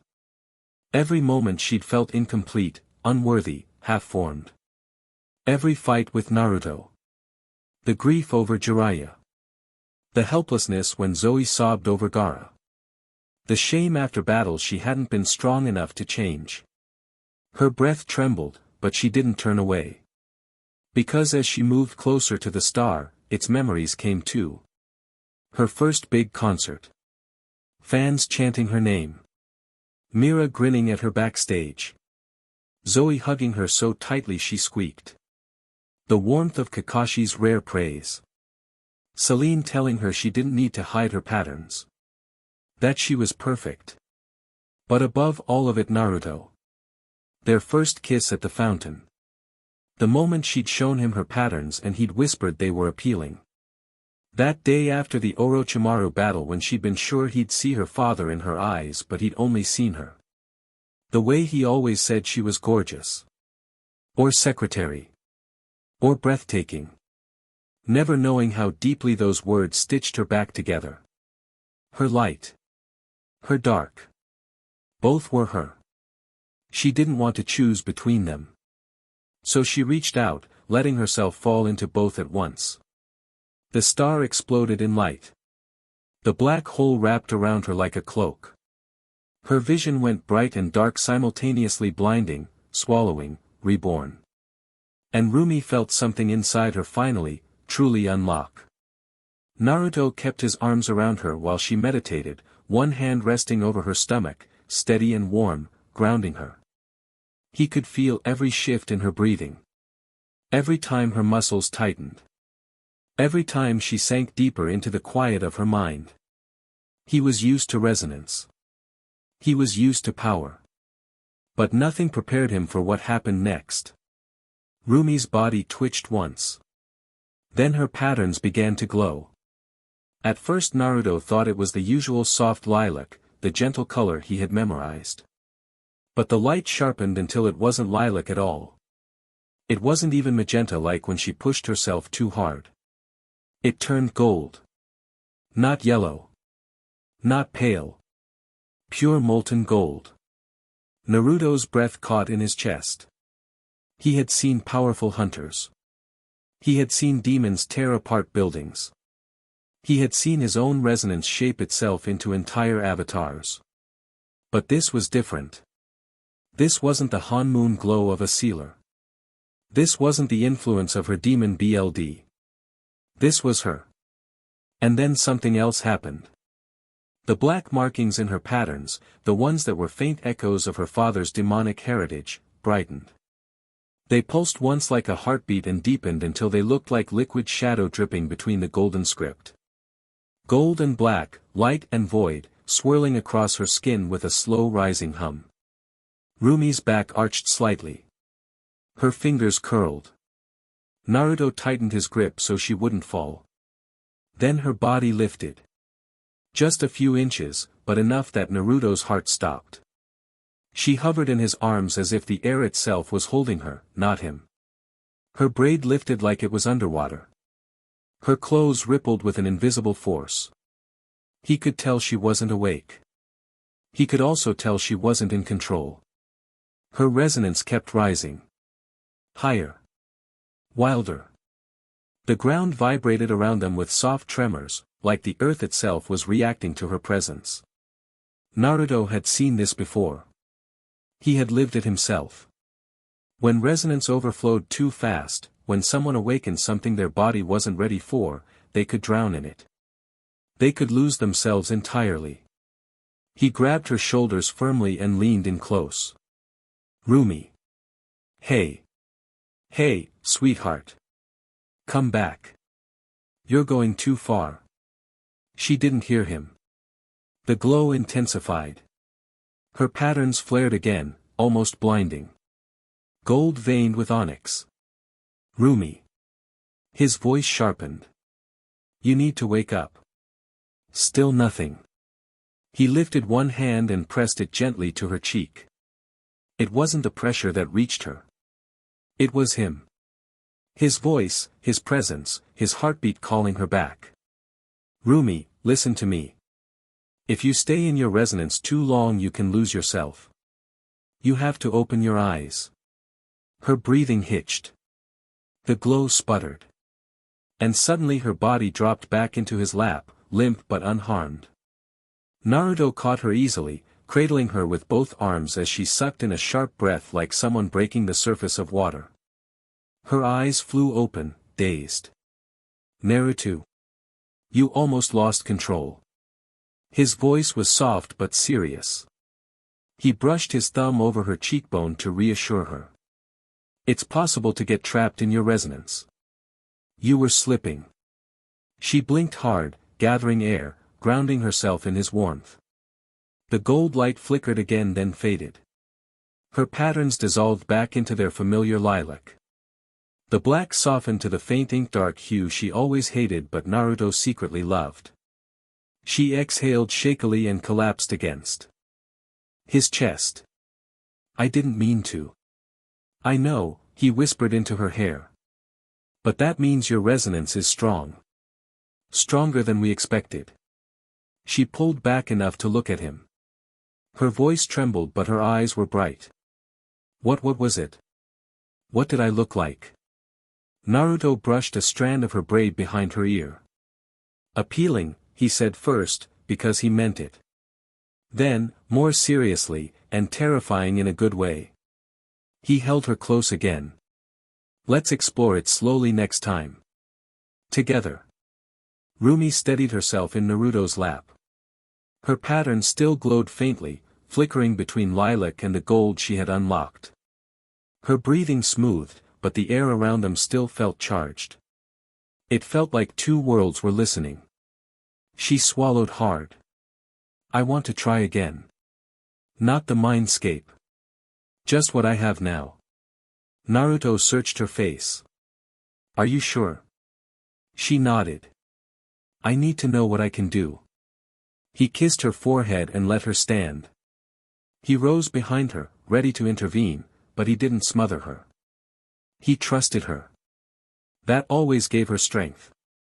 Rumi inhaled once, then lifted her hand. A blade formed instantly in her palm. Her soul soared. But it wasn't the weapon she had summoned before. This one was shaped from the golden resonance she had awakened moments ago. The sword wasn't just light. It was light made solid, a blade so radiant it cast real shadows across the training yard even in daylight. Her patterns brightened to match it. Naruto's breath caught. Rumi, your resonance is syncing with your sealing energy. Rumi didn't answer. She felt it. The world felt soft around her, like the air had become fabric she could touch. She swung once. The sword released a burst of gold so sharp and bright that the trees at the edge of the yard split down the middle with a sound like cracking ice. Leaves exploded outward, drifting down in spirals. The ground shook beneath her feet. Rumi stared. I didn't even use much force. That's light resonance, Naruto said quietly. But yours isn't normal light. It's physical. You're making it tangible. Rumi tightened her grip. The sword hummed like it was alive, responding to her heartbeat. She swung again. This time a beam of pure radiance shot forward in a straight line, slicing through a stone dummy so cleanly that it fell apart like two pieces of paper. The air rippled with heat. She staggered. It feels good. Too good. Like I'm not even trying. Naruto stepped closer. Your Hanmoon threads amplify everything. And your demon BLD stabilizes it. Rumi closed her eyes. She felt a surge of energy deep in her ribs. Not golden. Dark. Cold. Ancient. Her void. She opened her eyes again, and they rolled back black for one heartbeat. The ground quivered. Naruto tensed. Rumi, be careful. Void resonance is dangerous even when controlled. But she wanted to understand it. She spread her fingers slowly, letting a small thread of the void leak through her patterns. The world reacted instantly. The earth shook like something enormous was rising under it. Pebbles leapt off the ground. Nearby branches snapped. The air became heavy and dark, tilting toward her like gravity had shifted. Naruto could feel it pulling at him, pulling at everything around them. She gasped. It's pulling things to me. That's void, Naruto said, voice low with awe. Not destroying. Not consuming. Drawing. It wants to fill itself. Rumi clenched her teeth as the power reached for every living thing in the yard. Even the light from her sword bent inward toward her like it wanted to be swallowed. Let go, Naruto said, gently but firmly. Rumi let her fist close and the void snapped shut. The world snapped back with a shockwave. The trees stopped trembling. The pull vanished. Naruto steadied her as she sagged back into his chest, breathless and shaking. He brushed her cheek. Two resonances. Light and void. That shouldn't be possible. Rumi panted softly, her heartbeat strong against his palm. I don't want to be afraid of either of them. You won't be, Naruto said. Because you're both. You're the star and the shadow. Rumi's patterns glowed again, lilac softened with gold, faint streaks of black swirling like ink in water. She looked up at him, determination burning in her eyes. I want to MSTR all of it, she whispered. Before the Idol Awards. Before pain. Before anyone else gets hurt. Naruto kissed her forehead again, holding her steady. Then we'll do it together. Rumi trained harder than she ever had in her life. The Hanmoon pulsed under her skin in steady currents and the demon energy that slept inside her bones woke with every breath she took. Her skill did not rise. It surged. Every movement became sharper. Every correction Naruto insisted on became instinct within minutes. She learned too quickly and she knew it, but there was no fear. Only purpose. She raised her hand and summoned her soul sword. Light gathered in her palm and then poured outward in a clean line that became a blade of pure radiance. The moment it formed, the air bowed around her. Her resonance reacted with the Hanmoon and the sword grew brighter than the sun. She slashed once and beams of gold ripped free like arrows. Trees shattered in the distance. Branches vaporized. The ground split under her feet. Her body blurred. She disappeared and reappeared behind Naruto without sound. She used her demon energy the same way she breathed, and it synced with her resonance as if she had spent decades mastering both. She teleported again. And again. A ring of light burned into the dirt wherever she had last stood. Her light was bright enough to cast shadows at noon. It was powerful enough to push back the breeze. It was no longer just illumination. It had weight. It was tangible. It hummed like a living thing. But when she reached inward for her void, the entire yard trembled. The air tightened. Pebbles rolled toward her feet. Even Naruto, standing steady in Kurama mode, felt the pull. She swallowed hard and released it before the earth cracked open, but the mark of it lingered like frost on the skin. She steadied her breathing. Then she closed her eyes and pushed deeper than either resonance alone. Deeper than she had ever gone. The ground answered. Light spiraled up around her in towering ribbons. The shadows curled inward. Her patterns glowed, first lilac, then magenta, then pure white, then something beyond white. Her body lifted from the ground as if held by invisible hands. For a heartbeat Naruto felt her lose herself, and he snapped forward to shake her back before the power drowned her completely. Her eyes opened. She inhaled. She reached out again. And the impossible happened. The earth tore open in a perfect circle beneath her feet. A shape rose, sculpted by raw resonance and demon energy moving in unison. Stone and light braided together. Water misted around the edges like breath. A giant basilisk emerged, its coils half made of living light and half carved from the earth's spine itself. Two black gnats drifted through its body like drifting lanterns. Its eyes were void, deep and endless, swirling with gravity that pulled the world toward them. Rumi stepped inside the avatar and the basilisk flared alive. Light shot through its stone ribs. The ground cracked under its body, not from weight but from power alone. Naruto inhaled once and entered Kurama mode. Wind curled around him. Water shimmered along his skin. Lightning crawled across his shoulders. His form rose beside her, towering and fierce, made of everything he used to be. The two avatars lifted together, her basilisk clumsy. For a moment as she found her center. But she adjusted quickly. Years of SEAL training. Years of fighting GWMA's demons. Years of DSPLN forged into instinct. Within seconds she moved as if born for this sky. Naruto rose beside her, proud, relieved, and a little bit stunned. Rumi had become a force the world itself had chosen to answer. They rose higher until the trees below looked like strokes of paint.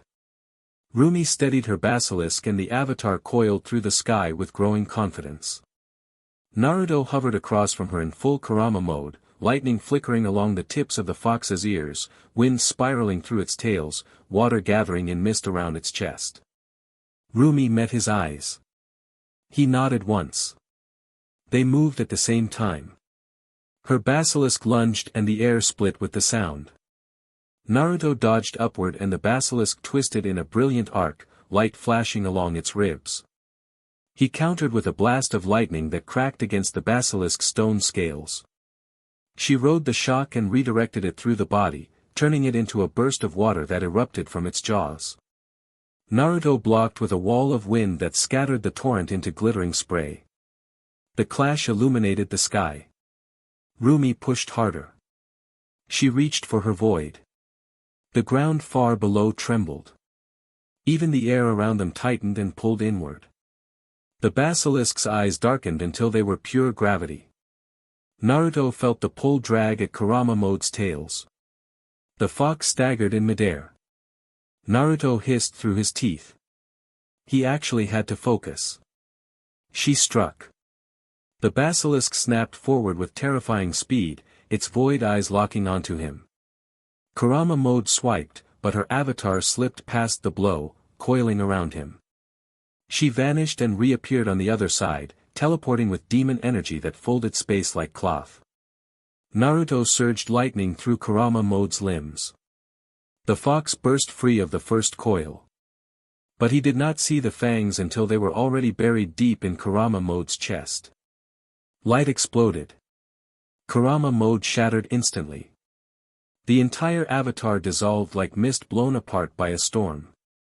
Naruto's body dropped into open air, the world rushing up toward him. He reacted instinctively. A shape burst into existence beneath him. A kitsune of pure wind sprinted upward, its form swirling like a storm front given claws and speed. It caught him on its back and rose in a sweeping current, gliding smoothly until it reached the basilisk's side. Rumi gasped. Her basilisk steadied. She leaned forward, reaching for him with shaking hands. Naruto landed lightly on the glowing surface of her avatar. She opened her mouth to apologize, but he placed a hand on the basilisk's light-forged scales and looked up at her with a slow smile. "You are ready," he said.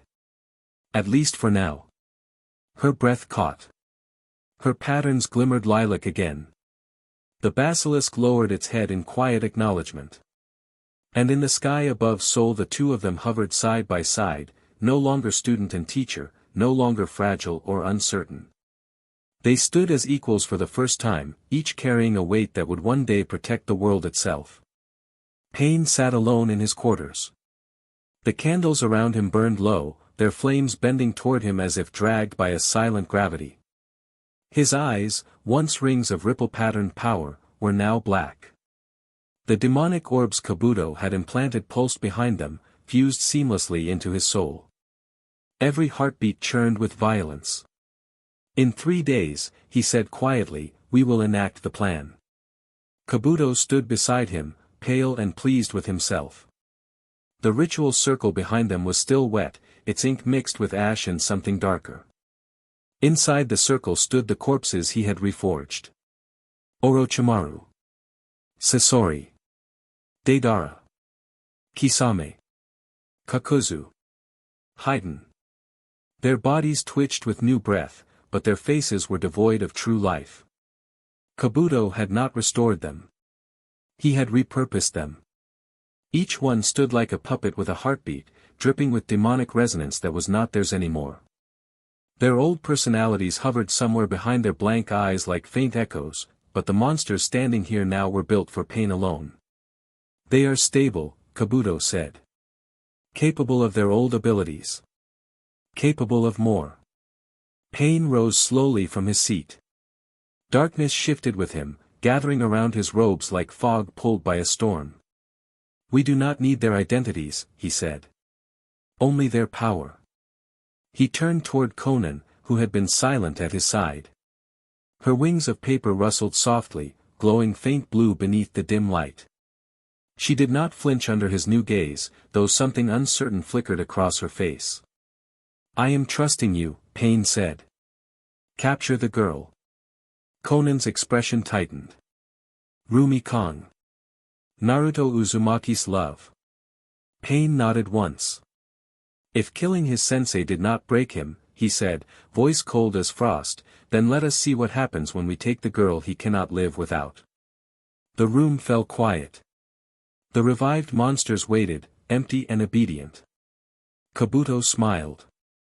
Konan lowered her head in grim acceptance. Pain's black eyes gleamed like two voids ready to swallow the world. 3 days. That was all they needed. As Naruto and Rumi sat on the grass leaning in each other, neither knew the trials that awaited. Nor the pain of losing in love. There was 1 day left. Then 12 hours. Then 3. By the time the Idol Awards dome lit up against the Seoul sky, the whole city felt like it was holding its breath. Neon signs buzzed. Fans in light sticks and merch shirts crowded the plaza, chanting Hunt Rex and Saja Boys in waves, voices rolling over one another like surf. The giant screens outside ran promo clips on loop, Rumi's smile flashing huge and bright, Jinu's eyes catching the camera with practiced softness. The world looked normal. Underneath, it wasn't. Root operatives slipped through the crowd in hoodies and staff vests, eyes cold, weapons hidden in camera bags and instrument cases. Sai moved among them with his sketchbook tucked under one arm, sleeves rolled up on his left side, the right ending in an empty cuff where Kisame had taken his arm months ago. Every demon in the radius knew something was wrong. Every hunter felt it in their bones. Tonight was supposed to be about trophies and fan chants. Tonight was also a battlefield. Backstage was chaos. 3 hours. Girls, 3 hours, let's move. Bobby clapped once, sharp, and the Huntrex dressing room snapped to attention. Rumi sat at the vanity with a makeup artist powdering under her eyes. She pretended her hands were calm. Her foot bounced uncontrollably. Zoe crunched cereal out of a paper cup, still in her oversized hoodie, hair in rollers, eyes half awake. A small raccoon of sand curled around her shoulders like a scarf, its little tail flicking. When she fed it a sugar puff, it swatted it away and tried to push a piece of bread toward her instead. Rumi had to bite her lip not to smile. Gara really had chosen the perfect girl. Mira stood against the wall stretching her legs, long hair in their signature tails, warm-up hoodie half-zipped. On the couch beside her, Sasuke sat with his one arm resting along the back, watching her like the rest of the world did not exist. He had made the trip from the Leaf as backup only, but everyone knew better. He just came to see his girl. So, Mira said casually, doing a hamstring stretch. Explain to me again why childbirth is not a crime. Sasuke's mouth twitched. It is not that bad. Zoe snorted into her cereal. You say that as someone who will never push an entire human out of your body. Mira pointed at him. Exactly. I love you, but no. My pain is my pain. Sasuke considered that. My pain is your pain. She shoved his shoulder with her knee. That is not how that works. He looked thoughtful, eyes soft. What about one kid first, then? Myra's cheeks warmed. One sounds fine. One is cute. One is manageable. We can have one and spoil them and... Sasuke turned his head, completely calm. Then we'll build up to 7. Mira froze. 7 what? Kids, he said. We need to rebuild the Uchiha clan. Zoe choked. The sand raccoon slapped her back with its tiny paw. Mira just stared at him. 7. 7 entire children. Sasuke. He shifted his hand to her waist and pulled her a little closer, expression annoyingly serene. My love, think of it.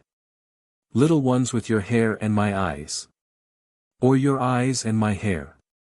Strong, loud, annoying. I already have one annoying Uchiha, she muttered. And he is talking about spawning a litter. Sasuke smirked. Zoe, do you want to get married instead? The sand raccoon lifted its head and hissed. Ridges of sand rose around Zoe's shoulders. Zoe patted it, proud. You heard the raccoon. He said over my dead body. Mira whirled and jabbed a finger at Sasuke. Say that again and I will show you what my resonance would be if I had one. You do have one, he said quietly, and reached up to kiss her temple. You just call it something else. She tried to stay mad. It lasted about 2 seconds. Rumi watched them and felt something ache in her chest in that soft way, the good pain. Naruto was not here yet. He was at Celine's, training, wrestling with gods and earth and his own soul. He had left that morning with a kiss and a promise. He had also left her a note on the nightstand. Gone to Celine's for training. I love you. Eat breakfast. Kick ass. P.S. Do not snoop in my stuff. Definitely do not look in Jiraiya's scroll. P.P.S. You are excruciatingly appealing. Just saying. She had rolled her eyes so hard she almost saw her brain. Now, with eyeliner being carefully dragged across her lid, she thought about that last line and smiled despite her nerves. Rumi. A quiet voice pulled her attention. Sai stood in the doorway, dressed in black root uniform under a simple staff jacket. His eyes went briefly to the sand raccoon, then to Sasuke, then to the girls. Sorry to interrupt, he said. We did another sweep. GWMA's lesser demons are in the crowd already, but Danzo's men are in position. Root will deal with them. Rumi stood, ignoring the way her stomach dipped. Thank you. Really? He shrugged. Protecting you protects the Han Moon. And the Han Moon is more important than any of us. He said it like he believed it. Zoe's cereal cup lowered. You are still down an arm, she said gently. You should be resting. Sai gave her a small, strange smile. Rest is for people who have not lost a kisame in hand to hand. I have an image to repair. The raccoon hissed at the name. Sand shivered along the floorboards.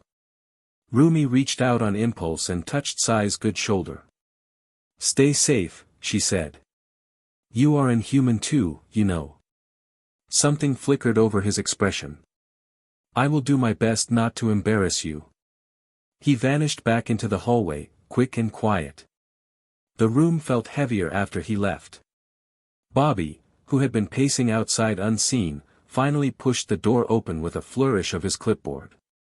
There they are, he said, hand over his heart, giving them a mock bow. The queens of tonight. Hunt Rex, my girls, how are we feeling? Nervous, Zoe said honestly. Like I want to throw up, Rumi admitted. Like I could bench press a demon, Mira answered, rolling her shoulders. That is my girl, Bobby said warmly. He looked at Sasuke. You need help getting to your seat, kid. Ever since Sasuke had lost his arm and almost his life, something had softened in the manager's eyes when he looked at him. The old prickliness had melted away. This was the man who had cried when they asked him to walk Mira down the aisle. Sasuke shook his head. I am fine. But I will come sit with you until the show starts. Easier to watch the crowd from your section. Perfect, Bobby said. I will be doing laps, but you can sit behind the sound guys. Front row of responsibility. I have got you. He turned back to the girls, his expression shifting into something that made Rumi's throat tighten. I am so proud of you three, he said. Whatever happens tonight, remember that. You have already changed the world just by standing on that stage. So go out there and do what you do best. He clapped once, softer this time. Rumi's phone buzzed in her pocket. Naruto. She slipped into the hallway to answer it, heart jumping when she saw his name. Hey, he said. There was wind in the background, distant, like he was outside. Are you coming? Rumi asked, trying not to sound too eager. The show starts in a few hours. I would not miss it, Naruto said. Got one more training run with Celine, then I will head over. I might be late. You might already be on stage, but I will be there. She made a vague humming sound. So, she said, casual, hypothetically, if someone wanted a souvenir after the show. Like. Something shiny. Something you do not usually give people. He said. Like a new pair of chopsticks. Like maybe a ring, you idiot, she hissed. He laughed, and she could hear the smile in it. I have no idea what you are talking about. I am just a simple hunter preparing for a simple god fight. Aha. I love you, he added, softer. You're going to destroy it out there. I wish I could see your face when the Han Moon goes gold. You better be alive to see it, she told him. Or I am going to find your soul and drag it back by the hair. Terrifying, he said. Hot, but terrifying. I am hanging up now before you fluster me and I impale myself on a tree. She laughed. The sound steadied her. When she went back into the dressing room, her patterns glowed a little brighter. Saja boys. They went on first. Rumi had to admit, from a performance standpoint, they were perfect. The stage exploded with color as the opening beat of Your Idol boomed through the dome. Fireworks flared along the upper ring. The giant LED screens turned into a kaleidoscope of neon shapes. The Saja boys appeared in a flash of light, lined up in sharp formation, outfits flawless, every movement precise. The crowd lost its mind. Screams rose from the floor, from the stands, from every corner of the building. Light sticks waved like a field of stars. The dome shook with the weight of thousands of people chanting their names. Backstage, Hunt Rex watched from the monitor. Rumi's eyes tracked Jinnu automatically. He moved like the stage was built for him and no one else. Soft smile, sharp eyes, body in perfect sync with the song. Every gesture calibrated to make the fans feel like he was looking at them only. He nailed his high note and half the arena sobbed. But under the lights, Rumi saw it. The black stain of GWIMA resonance curled around him like smoke, thin and elegant, sliding into his veins. With each cheer from the crowd, the stain thickened. The camera cut to fans singing with tears in their eyes, reaching out, and Rumi saw little curls of light lifting from their chests and drifting toward the boys on stage. "Look," Zoe whispered. "There's soul resonance." It floated in threads, barely visible, drawn into the formation like pollen into a hive. Rumi's stomach turned. She pressed her hand over her heart and felt the Hanmun's distant pulse. The seal shimmered faintly. Above the screen, disguised as a logo in the dome ceiling. Golden light flickered there, thin and pale. GWIMA was greedy. But the Han moon was still theirs. For now. "Do you think he knows?" Mira said quietly, meaning Jinnu. Rumi watched his face on the screen. For a second, his smile slipped and something raw flashed in his eyes. Then he smoothed it over, practiced and perfect. "I think," she said, "he stopped wanting to know a long time ago." Sai and Root moved in the dark under the stands. While everyone screamed for the boys, demons in borrowed human skin edged closer, drawn by the feast. Sai's ink snake slid out from under his sleeve, even from his phantom cuff, slithering along railings to wrap around ankles. A demon girl in a lightstick hoodie smiled up at the stage, then froze, eyes going blank as a seal bloomed under her chin. To anyone watching, it looked like a fainting fan. To Root, it was one less threat. The song built to its CLMX. Jinnu and the others hit their final pose. The crowd erupted. Confetti cannons blasted. The host on stage almost fell over his own feet. "I have never seen anything like that," he yelled into his mic. "Saja boys, everyone, make some noise." The dome obeyed. Backstage, Rumi's patterns prickled along her arms.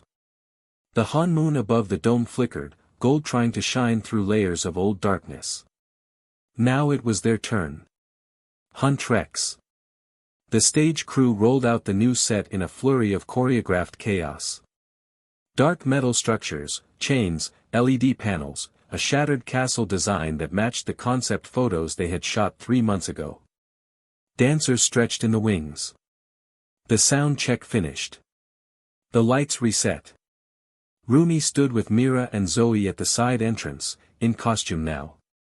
Black and red leather, asymmetrical skirts, boots that could crush a demon's skull. Rumi's patterns glowed faintly at her wrists and collarbones, hidden beneath sheer mesh. Zoe had smoky eye makeup and a streak of red in her hair. Mira wore a crown of thin spikes that made her look like a queen of war. The sand raccoon sat at Zoe's feet, its body a tight coil of grit. Bobby gripped a headset and pointed at them. "All right. This is it. Do what you came here to do." Mira grabbed their hands. "Hunt Rex," she said. "One more time." "Hunt Rex," they echoed. Rumi's phone buzzed one last time as they moved toward the light. A message from Naruto. "Try not to kill the audience. Only the demons." I love you. She smiled. Then they stepped onto the stage. The roar that greeted them was different from the one that had greeted Saja boys. This one had their names in it. Every chant, every scream. Rumi. Mira. Zoe. Huntress. Fans waving banners with their faces, crying, laughing, already singing even though the song had not started yet. Rumi walked to her mark and felt the floor vibrate under her boots. She lifted her chin. The lights went down. The intro beat pulsed through the speakers, low and dangerous. Red light crawled up the set-piece walls. Somewhere high above, the Han moon answered. Its concealed seal began to glow, gold bleeding through the fake logo, lines of ancient script waking from a long sleep. Rumi closed her eyes for the 4 seconds of darkness before the first line. When the lights came up, she smiled into the camera and started to sing. Take down, hit like a weapon. The first verse slid out smooth and sweet. The crowd moved with them, hands up, bodies swaying. Rumi felt the beat moving through her bones, pulling her body into the choreography that she could do in her sleep now. Except tonight it was not just dance. Every stomp of her heel drove light deeper into the Han moon seal above. Every note Mira belted sent a wave of sharp, righteous fury across the spiritual plane. Zoe's adlibs carried grief like a blade and planted it into the dark. The lyrics about demons and patterns did not cut her anymore. She sang the line about, a demon with no feelings does not deserve to live, and thought of GWIMAs who devoured children. Not herself. Her patterns flared bright under her mesh sleeves, reacting to the resonance they were calling down. The crowd did not see that. They saw idols on a stage, killing a dance. They did not see root operatives at the base of the stage driving knives into the throats of demons whose glamour flickered whenever the chorus hit. They did not see Danzo's men at the tunnels under the dome setting seals around portals that had been trying to crack open since sunset. Someone in the front row cried, mascara strkng her cheeks, as Rumi pointed toward her for a line about being lied to and betrayed. The girl felt seen. She did not see the faint shimmer of a seal blossom over her heart, cutting GWIMA's invisible hook away. The Han moon grew brighter. The second chorus swelled. Mira spun to the center and screamed her line into the mic, eyes burning. I do not think you are ready for the takedown. The crowd roared back. The seal overhead flashed. Gold spread along the dome ribs like veins. For a moment, it felt like they might actually get away with it. Jinnu. He watched from the catwalk. Up this high, the lights did strange things. The girls below looked like pieces in someone else's game, moving in a pattern he could almost predict. Jinnu leaned on the railing and listened to "Takedown" roll through the metal. His own outfit still clung to his skin, perfect stage sweat drying under his collar. The residue of the crowd's resonance burned in his BLD. Rumi's voice cut through the mix, sharp, sure. She sang about demons with no feelings. He laughed under his breath. She wore her patterns out where the world could see them now. Bright, unapologetic, framed in designer mesh and shimmering oil. She had a boyfriend who was everything Jinnu had once dreamed of being. Strong, adored, righteous. She moved like the stage belonged to her and not to the rot underneath. She should have been ashamed. He had offered her a future once. Something ugly and honest. Shared pain. Shared BLD. She had said no. His fingers tightened on the railing. The GWIMA resonance inside him coiled tighter, whispering to him. They are laughing at you. She is laughing. She thinks she is better than you. He knew that was not what she thought. He also no longer cared. Time, a voice behind him said. He did not turn. The other Saja boys were not boys anymore. Their eyes had gone flat since GWIMA took more of them. Their smiles were wrong now, teeth too sharp when the lights hit them wrong. They nodded once and moved toward the service ladder. He straightened. From up here, he had a good view of the Han-moon seal bleeding gold through the dome. He smiled. If killing his sensei had not shattered Naruto Namake's, then perhaps tearing his heart out of his chest would. The bridge of takedown hit. The choreography shifted to a slower, heavier formation. Rumi walked toward the front, hair wild, chest heaving, eyes locked on the camera. She felt good. Her body hummed with power. Her new light resonance buzzed under her skin, twining with her demon energy and her connection to the Han-moon. Naruto would have been proud if he could see her now. She almost looked forward to the moment she could shove the ring in his face and say, "See, I survived and I looked hot doing it." Then the air tilted. For half a second, Rumi thought it was a lighting change. The shadows on the set warped, bending in the wrong direction. The sound dipped, like the whole dome had inhaled. The Han-moon seal flickered. A crack of dark resonance slid down from the catwalk like spilled ink. Rumi's heart skipped. Zoe's eyes widened mid-step. The sand raccoon on stage bristled, fur turning into spikes of grit. Myra's hand curled tighter on the prop sword at her peach. The beat dropped. Something else did too. Jinnu fell from the catwalk like a star. He landed in the center of the stage between them and the front row barrier, knees bending to absorb the impact, GWI aura flaring for anyone who could see beyond the glamour. To the fans, it looked like an amazing surprise cameo. They screamed louder. Saja Jinnu, the MC, yelled from offstage, voice cracking. What an unexpected twist. So alright folks, that's all for today. Stay tuned for part 17. Do subscribe, like and share for more such videos. Also check out the story and author Slygold on FANFICTIONnet. Press the bell icon to be notified first on release. See you in the next video. Till then, goodbye.